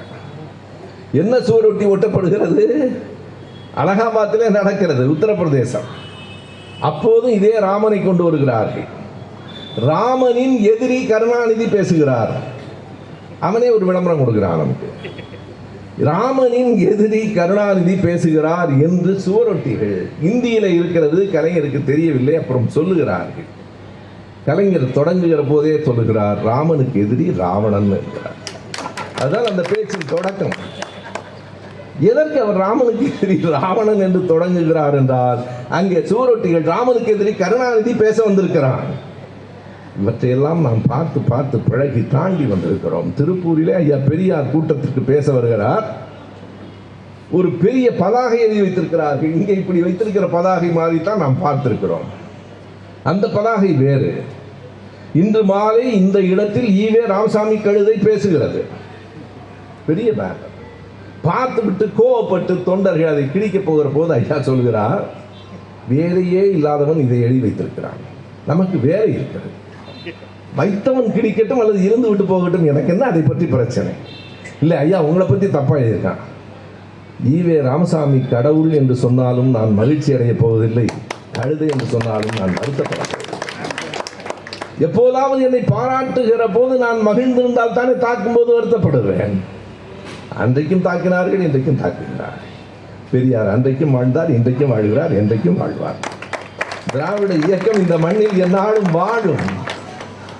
ஈவே ராமசாமி கழுதை என்று எழுதியதால் நான் கழுதை ஆகி விடுவேனா? என்னை மிகப்பெரிய அறிவன், உலகத்திலேயே அறிவாளி என்று யாராவது சொன்னால் அறிவாளி ஆகி விடுவேனா? நான் அறிவாளியா இல்லையா, நான் மக்களுக்கு தொண்டு செய்கிறவனா இல்லையா என்பதை என் பேச்சும் செயலும் சொல்ல வேண்டும் என்ற இந்த பதாகையை சொல்ல ராமனின் எதிரி கருணாநிதி பேச வருகிறார் என்ற போது கலைஞர் தொடங்குகிறார், நான் ராமனின் எதிரி ராவணன் தான் நண்பர்களே, யாரோ என்னை எதிரி என்று எழுதி அவ்வளவு உயரத்துக்கு என்னை உயர்த்தி விட்டார்கள். நான் ராமனோடு சண்டை போட வரவில்லை, எல்லோருக்கும் சேர்த்து உரிமை கேட்பதற்காக வருகிறேன், அதற்காக சொல்லுகிறேன். அப்படித்தான் தொடங்குகிறார், உரிமை கேட்பதற்காக வருகிறேன். அதை பற்றி 2 ஏடுகள் அடுத்த நாள் எழுதியிருக்கின்றன, ஆங்கில ஏடுகள். அந்த ஏடுகளிலிருந்து எடுத்த செய்தி மிக முக்கியமானது. ஒன்று இந்துஸ்தான் டைம்ஸ், இன்னொன்று சங்கர்ஸ் வீக்லி. சங்கர்ஸ் வீக்லி என்ன எழுதுகிறது என்றால், நேற்று பேசிய தமிழ்நாட்டின் முதலமைச்சர் கருணாநிதியின் குரல் கொஞ்சம் கலக குரல் போல இருந்தது. ஆனாலும் ஆழ்ந்து பார்த்தால் அதில் நாம் பெற்றுக்கொள்ள வேண்டிய செய்திகளும் இருக்கின்றன. சங்கர்ஸ் வீக்லி. இந்துஸ்தான் டைம்ஸ் அந்த பேச்சை வெளியிட்டிருக்கிறது. பல தலைவர்கள் பேசினார்கள். கலைஞரின் பேச்சை வெளியிட்டு விட்டு அது கொடுத்திருக்கிற தலைப்பு மிக அருமையானது. இன்றைக்கும் நாம் குறித்து கொள்ள வேண்டிய தலைப்பு. இந்துஸ்தான் டைம்ஸ் சொல்லுகிறான், தமிழ்நாட்டின் முதலமைச்சர் கருணாநிதி கூட்டணி ஆட்சிக்கும் கூட்டாட்சிக்கும் இடையில் உள்ள வேறுபாட்டை தெளிவாக விளக்கிறார். அதான் தலைப்பு. இதில் நமக்கே சட்டென்று புரியவில்லை. கூட்டணி ஆட்சியும் கூட்டாட்சியும் வேறு. அலையன்ஸ் பார்ட்டி பல கட்சிகள் சேர்ந்து நடத்துவது கூட்டாட்சி. இப்ப கூட நம்ம ஊர்ல பேச்சு நடந்துகிட்டே இருக்குல்ல, ஒருத்தர் கூட்டாட்சி என்றால் ஒருத்தர் இல்லைங்கிறார். இதை முடிவு பண்றதுக்குள்ள தேர்தல் முடிஞ்சிடும். இல்லை என்று சொல்லுவதற்கு இவருக்கு அவ்வளவு தைரியம் இல்லை. அப்படி இல்லைங்க நினைக்கிறேங்கிறார். கலைஞர் சொன்னார், கூட்டாட்சி என்பது வேறு, கூட்டணி ஆட்சி என்பது வேறு. இதை இந்துஸ்தான் டைம்ஸ் விளக்கி எழுதுகிறார். பெடரல் கவர்மெண்ட் என்பது முற்றிலுமாக வேறு. அதற்கு கலைஞர் எந்த எடுத்துக்காட்டை சொல்லி இருக்கிறார் தெரியுமா? எனக்கு வியப்பாக இருக்கிறது. எவ்வளவு தூரம் முதலமைச்சராக இருந்து கொண்டு இத்தனை செய்திகளை அவர் நுட்பமாக சொல்லுகிறார். சோவியத்தில் லெனின் சொன்னதை மேற்கோளாக காட்டுகிறார். சோவியத்தினுடைய அமைப்பு எப்படி, அப்படி இங்கே மாற்ற வேண்டும் என்றால் அது மிகப்பெரிய செய்தி. என்ன என்றால், மக்களவை மாநிலங்களவை 2 இருக்கிறது இல்லையா? ராஜ்யசபா என்று வழக்கில் சொல்கிறோம். லோக்சபா ராஜ்யசபா என்பது அவர்கள் பெயர். மக்களவை மாநிலங்களவை. இன்றைக்கு மாநிலங்களவையில் நம்முடைய உறுப்பினர்கள் 4 பேர் பொறுப்பேற்றிருக்கிறார்கள். மாநிலங்களவை எப்படி இருக்க வேண்டும் என்று சோவியத்தில் இருந்ததை அறிஞர் அண்ணா எடுத்து காட்டுகிறார். அதுதான் பெடரல் கவர்மெண்ட், கூட்டாட்சி. மிக நுட்பமாக அதை அறிந்தவர் சொல்லுகிறார். மக்களவையை போலவே மாநிலங்களவையும் வைத்திருக்கிறோம். நீங்கள் எண்ணி பாருங்கள், மக்களவை எந்த அடிப்படையில் தேர்ந்தெடுக்கப்படுகிறது? இந்த மாநிலத்தில் எவ்வளவு மக்கள் இருக்கிறார்கள் என்பது பொறுத்து அவர்களுக்கான சார்பாளர்கள். ஆனால் மாநிலங்களவையிலும் அதேதான் இருக்கிறது. உத்தரப்பிரதேசத்துக்கு கூடுதல் எண்ணிக்கையில் மாநிலங்களவை உறுப்பினர்கள், திரிபுராவுக்கு மிக குறைவு. சோவியத்தில் அப்படி இல்லை. மக்களவைக்கு மட்டும்தான் மக்களால் தேர்ந்தெடுக்கப்படுகிறவர்கள் என்பதால் அது மக்களின் தொகையை பொறுத்ததாக இருக்கும். மாநிலங்களவை என்பது ஒவ்வொரு தேசிய இனத்திற்குமான பிரதிநிதித்துவமே தவிர மக்கள் எண்ணிக்கையில் அல்ல. ஒவ்வொரு தேசிய இனம் என்றால் எப்படி? நேஷனல் ரேஸ் என்ற கலைஞர் அதை பயன்படுத்துகிறார்.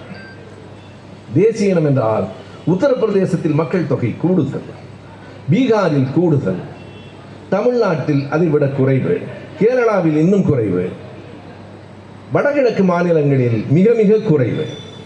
அதை வைத்துக் கொண்டு கொடுக்காதே. உத்தரப்பிரதேசத்திற்கு 7 உறுப்பினர்கள் என்றால் மணிப்பூருக்கும் 7 கொடு, அதுதான் ஜனநாயகம் என்று பேசியவர் நம்முடைய தலைவர் கலைஞர். சோவியத்திலிருந்து அதை எடுக்கிறார். அதுதான் பெடரல் கவர்மெண்ட். இதை இந்துஸ்தான் டைம்ஸ் எழுதுகிறான். கூட்டணி ஆட்சி வேறு, கூட்டாட்சி வேறு என்பதை நேற்று பேசிய தமிழ்நாட்டின் முதலமைச்சர் விளக்கினார். இதுதான் இந்திய அரங்கில் நாம் கொண்டு போன உரிமை குரல்.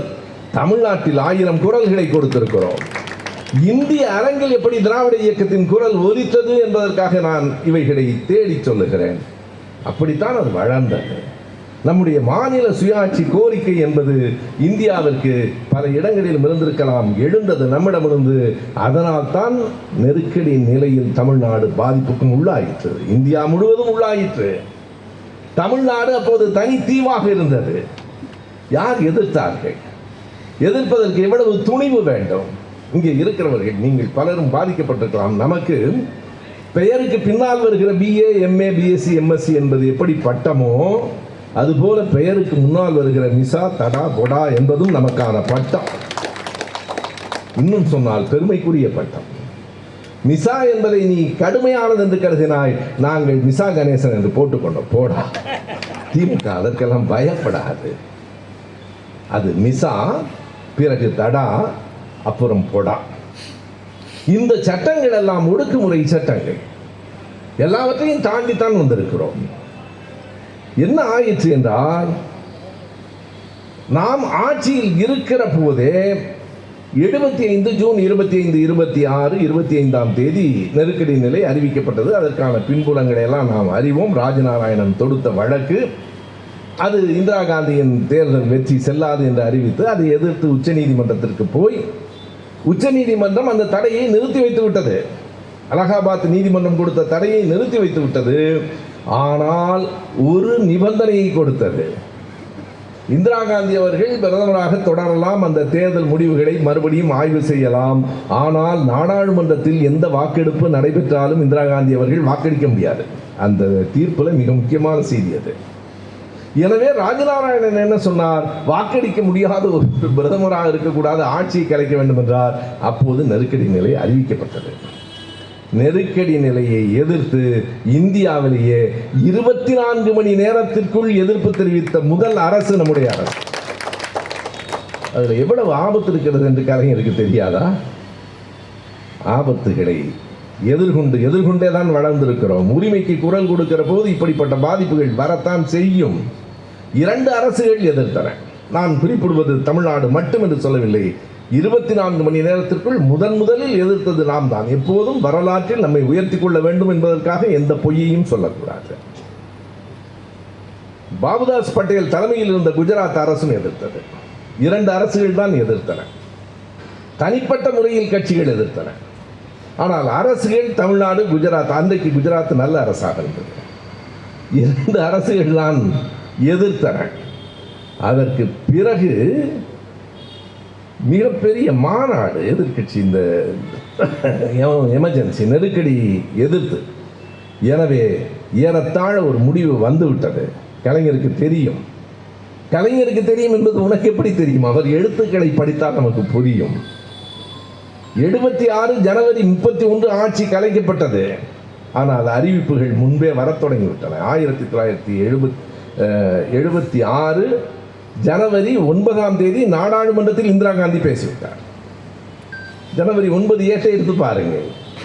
மறைமுகமாக சொல்லுகிறார், தமிழ்நாடு கொஞ்சம் சரிவாக இருக்கிறது என்று தோன்றுகிறது. தமிழ்நாட்டு அரசில் சட்டம் ஒழுங்கு கெட்டுக்கொண்டிருப்பதாக செய்தி வருகிறது. ஜனவரி 9. கலைஞருக்கு தெரியாதா? ஜனவரி 31 ஆட்சி கலைக்கப்பட்ட நாளில் கடைசியாக கலைஞர் பேசியது எழும்பூரில் இருக்கிற டான் பாஸ்கோ பள்ளிக்கூடத்தில். அந்த பேச்சை எடுத்து பாருங்கள். அவர் தொடக்கத்தில் இப்படி சொல்லுகிறார். சொல்லுவதற்கு எவ்வளவு பெரிய துணிச்சல் இருக்க வேண்டும். நான் தமிழ்நாட்டின் முதலமைச்சராக நின்று பேசுகிற கடைசி கூட்டம் இதுவாக இருக்கலாம் என்று கருதுகிறேன். டான் பாஸ்கோ பேச்சு இருக்கு, முரசொலி இருக்கு பாருங்க. அப்போ சொல்லிட்டாரு. ஏனென்றால் நம்முடைய அன்பிற்குரிய கவிஞர் கண்ணதாசன் காலையிலேயே எழுதிட்டார், நாளைய பொழுது நன்றாய் விடியும். கலைக்க போறாங்கன்னு அவருக்கு தெரியுது. நாளைய பொழுது நன்றாய் விடியும். அதை பற்றியெல்லாம் கவலைப்படவில்லை. இதுதான் நான் தமிழ்நாட்டின் முதலமைச்சராய் நின்று பேசுகிற கடைசி கூட்டமாக இருக்கக்கூடும். சொல்லிவிட்டு வீட்டுக்கு வருகிற போதே மாறனவர்களும் ஆற்காடவர்களும் சொல்கிறார்கள், அண்ணன் ஆட்சியை கலைச்சிட்டாங்க. அப்பாடா, எதிர்பார்த்தேன், நடந்துருச்சா? எப்போதுமே ஒன்று, ஒரு ஆபத்து வருமோ என்று பயந்து கொண்டிருப்பதை விட வந்துவிட்டால் நல்லது. அதை சந்தித்து விடலாம். கார் சாவியை கொடுத்து விட்டு முதலமைச்சரை விட்டு ஓய்வாக உட்கார்ந்த பிறகு எதை கவனத்தில் கொள்ள வேண்டும் என்றால், கலங்கவே இல்லை. அடுத்த நாள் நம்முடைய தளபதியை அவர் எப்படி அனுப்பி வைத்தார் என்பதையெல்லாம் நாம் படித்திருக்கிறோம், பல கூட்டங்களில் பேசியிருக்கிறோம். மிகுதியும் பேசப்படாத செய்திகளை மட்டும் நான் இந்த இடத்தில் குறிப்பிடுகிறேன். 75 ஜூன் முதல் 76 ஜனவரி வரைக்கும் இந்தியாவிலேயே ஒரு பாலைவனமாக தமிழ்நாடு இருந்தது என்றார்கள். இல்லை, சோலைவனமாக தமிழ்நாடு இருந்தது. எல்லோருக்கும் அடைக்கலம் கொடுத்த மண் இதுதான். கம்யூனிஸ்ட் தோழர்கள் உட்பட இன்னொரு செய்தி சொல்லட்டுமா? பொது உடைமை கட்சியினுடைய தோழர் ஏ.கே. கோபாலன் நாடாளுமன்றத்திலேயே நெருக்கடி நிலையை எதிர்த்து பேசுகிறார். எந்த பத்திரிகையும் வெளியிடக்கூடாது என்று தடை. தமிழ்நாட்டில் தான் ஏ.கே. கோபாலன் உரை முழுவதுமாக தட்டச்சு செய்யப்பட்டு இந்தியா முழுவதும் பரப்பப்பட்டது. இந்தியாவின் உரிமை குரலை உயர்த்திய இயக்கம் நம்முடைய இயக்கம் என்பதற்கான எடுத்துக்காட்டு. இந்தியா முழுவதும் அந்த உரை தமிழ்நாட்டிலிருந்து தான் போயிற்று. ஏ.கே. கோபாலனோட உரை கடுமையான உரை. நாடாளுமன்றத்தில் பேசினார். நாடாளுமன்றத்தில் பேசியதால் அவரை ஒன்றும் செய்ய முடியாது.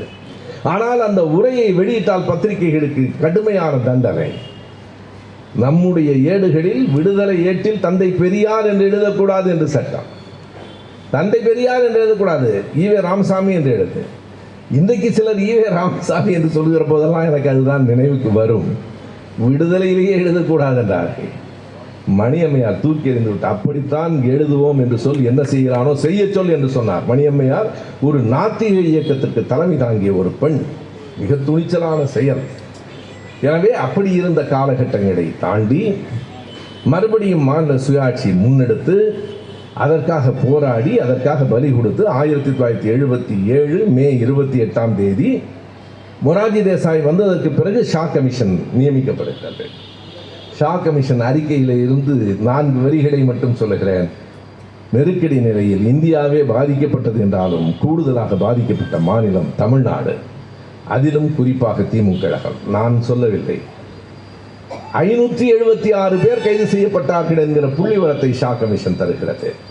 அது வெறும் கைது நடவடிக்கை தானா? நம் சித்திபாபுவின் உயிரை இழந்தோமே, அதுவரையில் தொடர்ந்த சித்திரவதைகள். இந்த இடத்தில் சித்திபாபுவை நான் பேச வேண்டும். தளபதி இன்றைக்கு நம் தலைவராக இருக்கிறார் என்றால் சித்திபாபுவின் உயிரும் அதற்குள் அடங்கி இருக்கிறது என்கிற நன்றி உணர்ச்சியோடு நான் அதை பதிவு செய்கிறேன். பட்ட அடிகளை எல்லாம் தன் முதுகில் தாங்கிக் கொண்டு தளபதியை காப்பாற்றிய ஒரு மாவீரன் சித்திபாபு. அத்தனை கொடுமைகள் நடந்தன.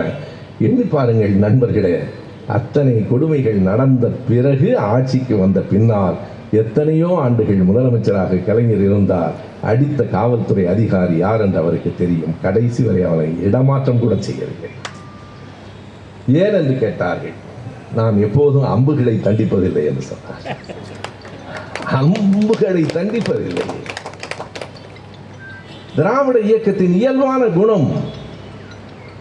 காந்தியார் சுட்டுக் கொல்லப்பட்ட போது ஜனவரி 30 சுட்டுக் கொல்லப்படுகிறார். பிப்ரவரி 17 ஒரு கூட்டம் நடக்கிறது. அந்த கூட்டத்தில் ஐயா பெரியார் பேசுகிற போது அவருக்கு முன்னால் பேசுகிறவர்கள் எல்லாம் மிக கடுமையாக பேசுகிறார்கள். இந்த கோட்சே என்கிற பார்ப்பனர் காந்தியாரை சுட்டு விட்டார், பார்ப்பனர்களையே கொண்டு விட வேண்டும் அழித்து என்றெல்லாம் கோபப்பட்டு உணர்ச்சி வயப்பட்டு பேசுகிறார்கள். பெரியார் சொல்கிறார், கோட்சேயின் மீது உங்களுக்கு அவ்வளவு கோபம் காந்தியாரை சுட்டு விட்டான் என்பதற்காக. அப்படியானால் காந்தியாரை சுட்ட துப்பாக்கியை என்ன செய்யலாம்னு கேட்டார். காந்தியாரை சுட்ட துப்பாக்கியை துண்டு துண்டாக வெட்டி போட்டு விடலாமா? மேடையில் இருக்கிறவர்கள் சொல்கிறார்கள், அது வெறும் கருவிதானே. பெரியார் சொல்கிறார், கோட்சேயும் வெறும் கருவிதான். அந்த மத வெறிதான் பின்னாலே இருக்கிறது, தனி மனிதன் அல்ல. நீங்கள் கோட்சே என்கிற தனி மனிதனை எதிர்த்து அல்ல, அதற்கு பின்னால் இருக்கிற கோட்பாடு கொள்கைகளை எதிர்த்து தான் நாம் போராட வேண்டும் என்று அன்றைக்கு சொன்னாரே. அது எப்படி வேறு சொற்களால் வந்து விடுகிறது பாருங்கள். அம்புகளை காயப்படுத்துவதில்லை, எய்தவர்கள் இருக்கிறார்கள். இப்படி தங்களுடைய உரிமைகளை நிலைநாட்டுவதற்காக எப்படி அந்த செயல்களை கொண்டு சென்றிருக்கிறது திராவிட இயக்கம் என்பதை நான் படிக்க வேண்டும் என்று சொல்வதற்காக சொல்லவில்லை, கற்றுக்கொள்ள வேண்டும் என்பதற்காக. கற்றுக்கொள்வதற்கு 1000 செய்திகள் இருக்கின்றன. பொருளாதார வளர்ச்சியில் நான் கடைசியாக 2 நாள்களுக்கு முன்னால் வந்த ஒரு அறிக்கையை சொன்னேன். அது என்ன அறிக்கை? நீங்கள் எல்லோரும் படித்திருப்பீர்கள். தொலைக்காட்சியில் ஏடுகளில் வந்திருக்கிறது. ஒன்றிய அரசின் புள்ளியியல் மற்றும் திட்ட அமைச்சகம் வெளியிட்டிருக்கிற அறிக்கை. நாம சொல்றதெல்லாம் நான் சொல்றதே இல்லை. அமைச்சர் சொன்னாலும் நீங்க அப்படிதான் சொல்லுவீங்க. ஒன்றிய அரசின் புள்ளியியல் மற்றும் திட்ட அமைச்சகம் வெளியிட்டிருக்கிற அறிக்கை 3 நாள்களுக்கு முன்னால் வந்திருக்கிறது. தமிழ்நாட்டின் பொருளாதார வளர்ச்சி வேறு எந்த இடத்திலும் இல்லாமல் இந்தியாவிலேயே முதல் மாநிலமாக 9.69% கூடியிருக்கிறது. இந்த அரசு 4 வருஷத்துல என்ன பண்ணுச்சுன்னு கேட்கிறவனை எல்லாம் பொருட்படுத்தாதீங்க. ஏனென்றால் நாம் மனிதர்களோடு பேசுகிறவர்களுக்கு பதில் சொல்லலாம், மாடுகளோடு மரங்களோடு பேசுகிறவங்களுக்கெல்லாம் நாம் பதில் சொல்லிக் கொண்டிருக்கிறோம். முற்றிவிட்டது என்று பொருள். வேற என்ன? மரங்களோடு பேசுகிறேன், நல்லது, பேசு. பிறகு மருத்துவமனையிலும் போய் பேசு, அதுதான் நல்லது. நீங்கள் எண்ணி பாருங்கள், 9.69 விழுக்காடு இந்தியாவிலேயே மிக கூடுதலாக வளர்ந்திருப்பது மாநிலம். இது ஒன்று. இரண்டாவது, இந்திய ஒன்றிய அரசினுடைய இணை அமைச்சர் பங்கஜ் சௌத்ரி, இரண்டும் ஒன்றாக வந்திருக்கிறது. பங்கஜ் சௌத்ரி சொல்லியிருக்கிறார், இந்தியாவில் தனி நபர் வருமானம் என்பது எந்தெந்த மாநிலங்களில் எவ்வளவு கூடியிருக்கிறது? தமிழ்நாடு 2வது இடத்தில் இருக்கிறது. எவ்வளவு கூடியிருக்கிறது? இந்தியாவின் சராசரி தனிநபர் வருமானம் எவ்வளவு? இந்தியா முழுவதும் எடுத்துக்கொண்டு சராசரியாக பார்த்தால் ஒரு ஆண்டுக்கு தனி மனிதனின் வருமானம் 1,16,760. நீங்கள் 12ஆல் வகுத்து பார்த்தால் 9,500 ரூபாய் வரும். அவ்வளவுதான் இந்தியாவினுடைய சராசரி தனிநபர் வருமானம் மாதத்திற்கு. ஆண்டுக்கு 1,16,000 இருந்தது தேசிய சராசரி வருமானம். ஆனால் தமிழ்நாட்டில் தனிநபர் வருமானம் 1,96,000 உயர்ந்திருக்கிறது என்பதை இந்திய ஒன்றிய அரசின் இணை அமைச்சர் சொல்லியிருக்கிறார். இந்த பொருளாதார முன்னேற்றம் சட்டென்று ஒரு மாய வித்தையால் வந்துவிடவில்லை. அதற்காக சொல்லுங்கள், பொருளாதாரத்தில் நம்முடைய உரிமைகளை நிலைநாட்டியதால் வந்தது. அதற்கு நம்முடைய பேராசிரியர் ஜெயரஞ்சன் அவர்கள், பேராசிரியர் நாகநாதன் போன்றவர்கள் தொடர்ந்து இந்த செய்திகளை புள்ளிவரங்களோடு எழுதி கொண்டிருக்கிறார்கள். நமக்கு நிறைய வேலை இருக்கிறது. இவர்களைப் போல வெறுமனை பேசிவிட்டு போக முடியாது. பொதுக்கூட்டத்தில் மக்களிடம் பேசுகிற போது இத்தனை செய்திகளை நாம் சொல்ல முடியாது என்றாலும் நம்முடைய கட்சி தொண்டர்கள் ஒவ்வொருவரும் இதனை அறிந்திருக்க வேண்டும். நான் இங்கே அமருகிற போதே நம்முடைய அமைச்சரிடத்தில் சொன்னேன், மாறும் ஒரு கூட்டம் போதும் என்று நினைக்கிறேன் என்றார். போதும், ஆனால் ஒவ்வொரு கூட்டத்தையும் ஒவ்வொரு வகுப்பாக நடத்துங்கள்.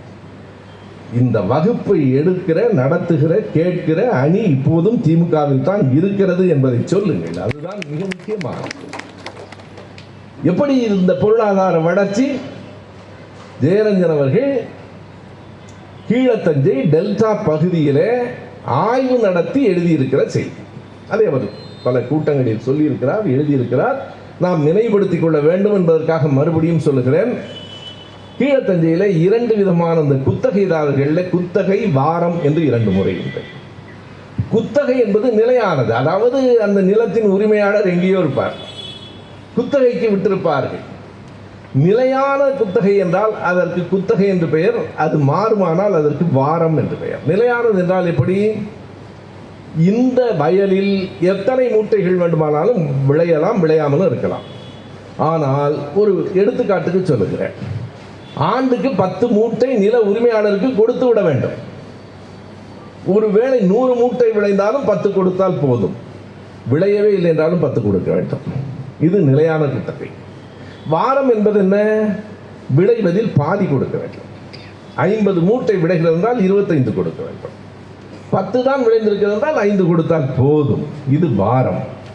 இதனால் உழைத்தவர்களுக்கு என்ன மிஞ்சிற்று? உரிமையாளர்கள் எங்கே இருக்கிறார்கள்? எங்கோ இருக்கிறார்கள். ஆண்டுக்கு ஒரு முறை வந்து விளைந்த நெல்லை எடுத்துக்கொண்டு போவார்கள், அவ்வளவுதான். ஆனால் உழைக்கிறவனுக்கு என்ன மிஞ்சிற்று? மொத்த வருமானத்தில் 7 முதல் 10 விழுக்காடு மட்டும்தான் மிஞ்சிற்று என்று கணக்கு சொன்னது. இந்த கணக்கை கையில் எடுத்துக்கொண்டு இந்த நில குத்தகையாளருக்கான சட்டத்தை கொண்டு வந்தவர் நம் தலைவர் கலைஞர் என்பதை குறித்துக் கொள்ளுங்கள்.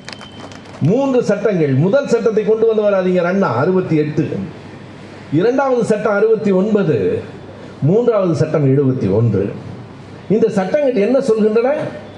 சரியான விளைச்சல் இல்லை என்றால் அந்த ஆண்டு உரிமையாளருக்கு நிலத்தில் இருந்து விளைச்சலில் மூட்டை நெல்லை கொடுக்க வேண்டிய தேவையில்லை. சட்டம் யாருக்கானது? உழைக்கும் மக்களுக்கான சட்டம். 1952 இருந்து அங்கு விவசாயிகள் சங்கம், பொது உடைமை கட்சி அந்த கோரிக்கையை வைத்தது. பலருக்கு தெரியாத செய்தியாக இருக்கும் மக்களிடம் சொல்லுங்கள், திராவிட விவசாய சங்கம் என்று பெரியார் இன்னொரு சங்கத்தை அங்கே தொடக்கினார். 21,000 உறுப்பினர்கள், அதில் 15,000 பேர் அட்டவணை சாதியை சார்ந்த, பட்டியலினத்தை சார்ந்த மக்கள். 21,000 பேரை கொண்டு ஒரு பெரிய சங்கத்தை திராவிட இயக்கமும் நடத்திற்று. ஆனால் பொது உடைமை கட்சிகள் நடத்திய இயக்கம் மிகப்பெரிய சங்கம். அதனால் தான் அன்றைக்கு நடைபெற்ற தேர்தலில் அந்த தஞ்சை பகுதியில் இருந்த 8 இடங்களில் 5 இடங்கள் பொது உடைமை கட்சி வெற்றி பெற்றது. நாடாளுமன்ற தொகுதியிலும் அவர்கள் வெற்றி பெற்றார்கள். அதை யார் சட்டமாக கொண்டு வந்தார்கள்? கலைஞர் அவர்கள் வந்ததற்கு பிறகு அண்ணாதான் தொடக்கினார், கலைஞர் தொடர்ந்தார். 71க்கு பிறகு தஞ்சை டெல்டா பகுதியில் குத்தகைதாரர்கள் இந்த வாரத்தினால் சுரண்டப்படுகிற கொடுமை நின்று போயிற்றே. இந்தியாவில் எந்த மாநிலம் செய்தது என்று கேட்டு பாருங்கள். தமிழ்நாடு தான். நாம் தொடக்கி வைத்த பல செயல்கள் இந்தியா முழுமைக்கும் பரவின. இந்தியாவிற்கு உரிமை குரல் வேண்டும் என்கிற எண்ணத்தை உருவாக்கிய இயக்கம் திராவிட இயக்கம் என்பதால் இந்திய அரங்கில் உலக அரங்கத்திலேயே திராவிட இயக்கம் என்ன செய்தது என்று வரிசைப்படுத்தலாம். ஆனால் இந்திய அரங்கில் என்னவெல்லாம் செய்தது? அதனுடைய தொடர்ச்சி தான். இன்னொரு பெரிய செய்தியை சொல்ல வேண்டும். பொருளாதாரத்திலே மக்களினுடைய துயரங்களை களைந்த ஒரு மிகப்பெரிய செயல்பாடு தலைவர் கலைஞர் அவர்கள் 1969 ஒன்று உங்களுக்கு தெரியும், நாம் இந்திய எதிர்ப்பு போராட்டத்தால் மட்டும் செல்வாக்கு பெற்றுவிடவில்லை. 66 நவம்பரில் தமிழ்நாடு முழுவதும் இருந்த பஞ்சம் பட்டினி எவ்வளவு என்று மற்றவர்களுக்கு தெரிய வேண்டும். நான் யாரையும் குறைத்து சொல்வதற்காக சொல்லவில்லை. நம்முடைய கட்சி ஆட்சிக்கு வருவதற்கு முன்னால் அத்தனை பெரிய பஞ்சம். அந்த உணவு பஞ்சத்தை எதிர்த்து போர் தொடுத்ததும் நம்முடைய இயக்கம்தான். அப்போது என்ன நடந்தது என்றால், அறிஞர் அண்ணா அவர்களுக்கு பிறகு தலைவர் கலைஞர் தில்லிக்கு போய் ஜெகஜீவன் ராம் அவர்களை பார்க்கிறார். உணவு அமைச்சர், உணவு பஞ்சமாக இருக்கிறது, எங்களுக்கு வேண்டும். ஜெகஜீவன் ராம் தலைவர் கலைஞரிடத்திலே கொண்டிருக்கிற அந்த அன்பு, தமிழ் மக்களிடத்திலே கொண்டிருக்கிற அன்பு காரணமாக முதல் ஆண்டு 20,000 டன் அரிசி, அடுத்த ஆண்டு 10,000 டன் அரிசி அனுப்பினார். 71 மறுபடியும் நாம் வெற்றி வாகை சூடுகிறோம். 71 நாம் பெற்ற வெற்றி சாதாரணமானதல்ல, 67 வேறு. இன்றைக்கும் பலர் சொல்லுகிறார்கள் ராஜாஜி தயவால் திமுக வெற்றி பெற்றது என்று கூச்சமில்லாமல் சொல்லுகிறார்கள். நம்மால் ராஜாஜி தப்பி படைத்தார் என்பது வரலாறு. 71 ராஜாஜியும் காமராஜரும் எதிர் திசையிலே நின்று நம்மை கடுமையாக எதிர்த்தார்கள். ஊருக்கு ஊர் ஜெயகாந்தன், கண்ணதாசன், சோ 3 பேரும் பேசிய கூட்டத்திற்கு பெரும் திரளாக கூட்டம் வந்தது. இளைஞர்கள் கூடினார்கள். கூட்டம் கேட்கிறவர்கள் எல்லாம் பார்த்து எப்போதும் அச்சப்படாது. கூட்டமெல்லாம் கேட்டார்கள், ஓட்டு நமக்குத்தான். இப்போதும் திருப்பரங்குன்றத்தில் குமரன் மாநாடு நடத்திவிட்டால் வெற்றி பெற்று விட்டு போகிறீர்களா? குமரன் மாநாட்டுக்கு வந்திருக்கிறவனும் எங்க ஆளுதான். என்ன செய்வது? எல்லோரும் எங்களை போல கருப்பு சட்டை இல்லை, கொஞ்சம் பக்தி இருக்கிறது. திருச்செந்தூருக்கு வருவார்கள், திரும்ப வந்து திமுகவுக்கு தான் வாக்களிப்பார்கள் என்பது அவர்களுக்கு புரிய வேண்டும். பெரும் கூட்டம். நான் கேட்டிருக்கிறேன், காரைக்குடியில் காந்தி திடலில் 3 பேர் எங்கு பார்த்தாலும். ஒரு கட்டத்தில் அண்ணன் துரைமுருகன், சுப்பு, ரஹ்மான் கான் திமுகவில் இருந்து பேசியது மாதிரி கண்ணதாசன், ஜெயகாந்தன், சோ மிக கடுமையாக பேசுவார்கள். அந்த 71 நாம் பெற்ற வெற்றி. அப்போதுதான் சேலத்தில் ராமர் படத்தை பெரியார் செருப்பால் அடித்து விட்டார் என்று அதை எதையாவது இந்த தேர்தல் வந்தால் எதையாவது பற்றி கொள்ள வேண்டும். திடீரென்று திருச்சி வேலுச்சாமிக்கு காமராஜர் நினைவு வருவது போல. காங்கிரஸ்காரர்களுக்கு திருச்சி வேலுச்சாமிக்கு தெரியாது, ஆனால் இவர்களை எல்லாம் பார்த்து திமுக பயப்படாது. திடீரென்று இப்போது சிவாவை பிடித்துக் கொண்டு போன தேர்தலில் ராசா எடப்பாடியின் அம்மாவை தவறாக பேசிவிட்டார். என்னடா பேச? தேர்தல் நேரத்தில் அப்போது 71 மிக பெரிதாக கை கொடுத்தது சேலம் நிகழ்ச்சி.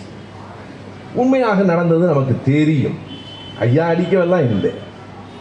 அப்போது இன்றைக்கும் இருக்கிறார் திருச்சி செல்வேந்திரன் எல்லாம். ராமர் படங்களை எல்லாம் வைத்துக்கொண்டு இப்படியெல்லாம் புராண கதைகளை நம்பலாமா என்று ஒரு ஊர்தியில் இருந்தது. முதல் ஊர்தியில் பெரியார் போய்விட்டார். அன்றைக்கு ஜனசங்கம் பெரியார் ஊர்வலத்துக்கு கருப்பு கொடி காட்ட அனுமதி கேட்டது. கலைஞர் ஆட்சியில் கொடுக்கப்பட்டது. நீ கருப்பு கொடி தானே காட்டணும், அங்கிருந்து செருப்படுத்தி வீசலாம். அந்த செருப்பு பின்னால் வந்த ஊர்தியில் விழுந்துருச்சு. திருச்சி செல்வன் பல கூட்டங்களில் சொல்லியிருக்கிறார், நாங்களா அடிக்கலைங்க, தானா வந்தது வீணா போக வேண்டாம்னு. இது அவர் சொல்வது கூட்டங்களிலேயே சொல்லியிருக்காரு. இதை பெரிதுபடுத்தினார்கள். துக்ளக் எப்படி அட்டைப்படம் போட்டது? பெரியார் ஒரு கடவுள் படத்தை செருப்பால் அடிப்பது போலவும் கலைஞர் பின்னால் நின்று கைதட்டுவது போலவும் படம். துக்ளக்கினுடைய அட்டை படம் எல்லாம். எங்களுக்கு அப்போது 20 வயது, எனக்கு எல்லாம் நினைவு இருக்கிறது. என்ன நடந்தது?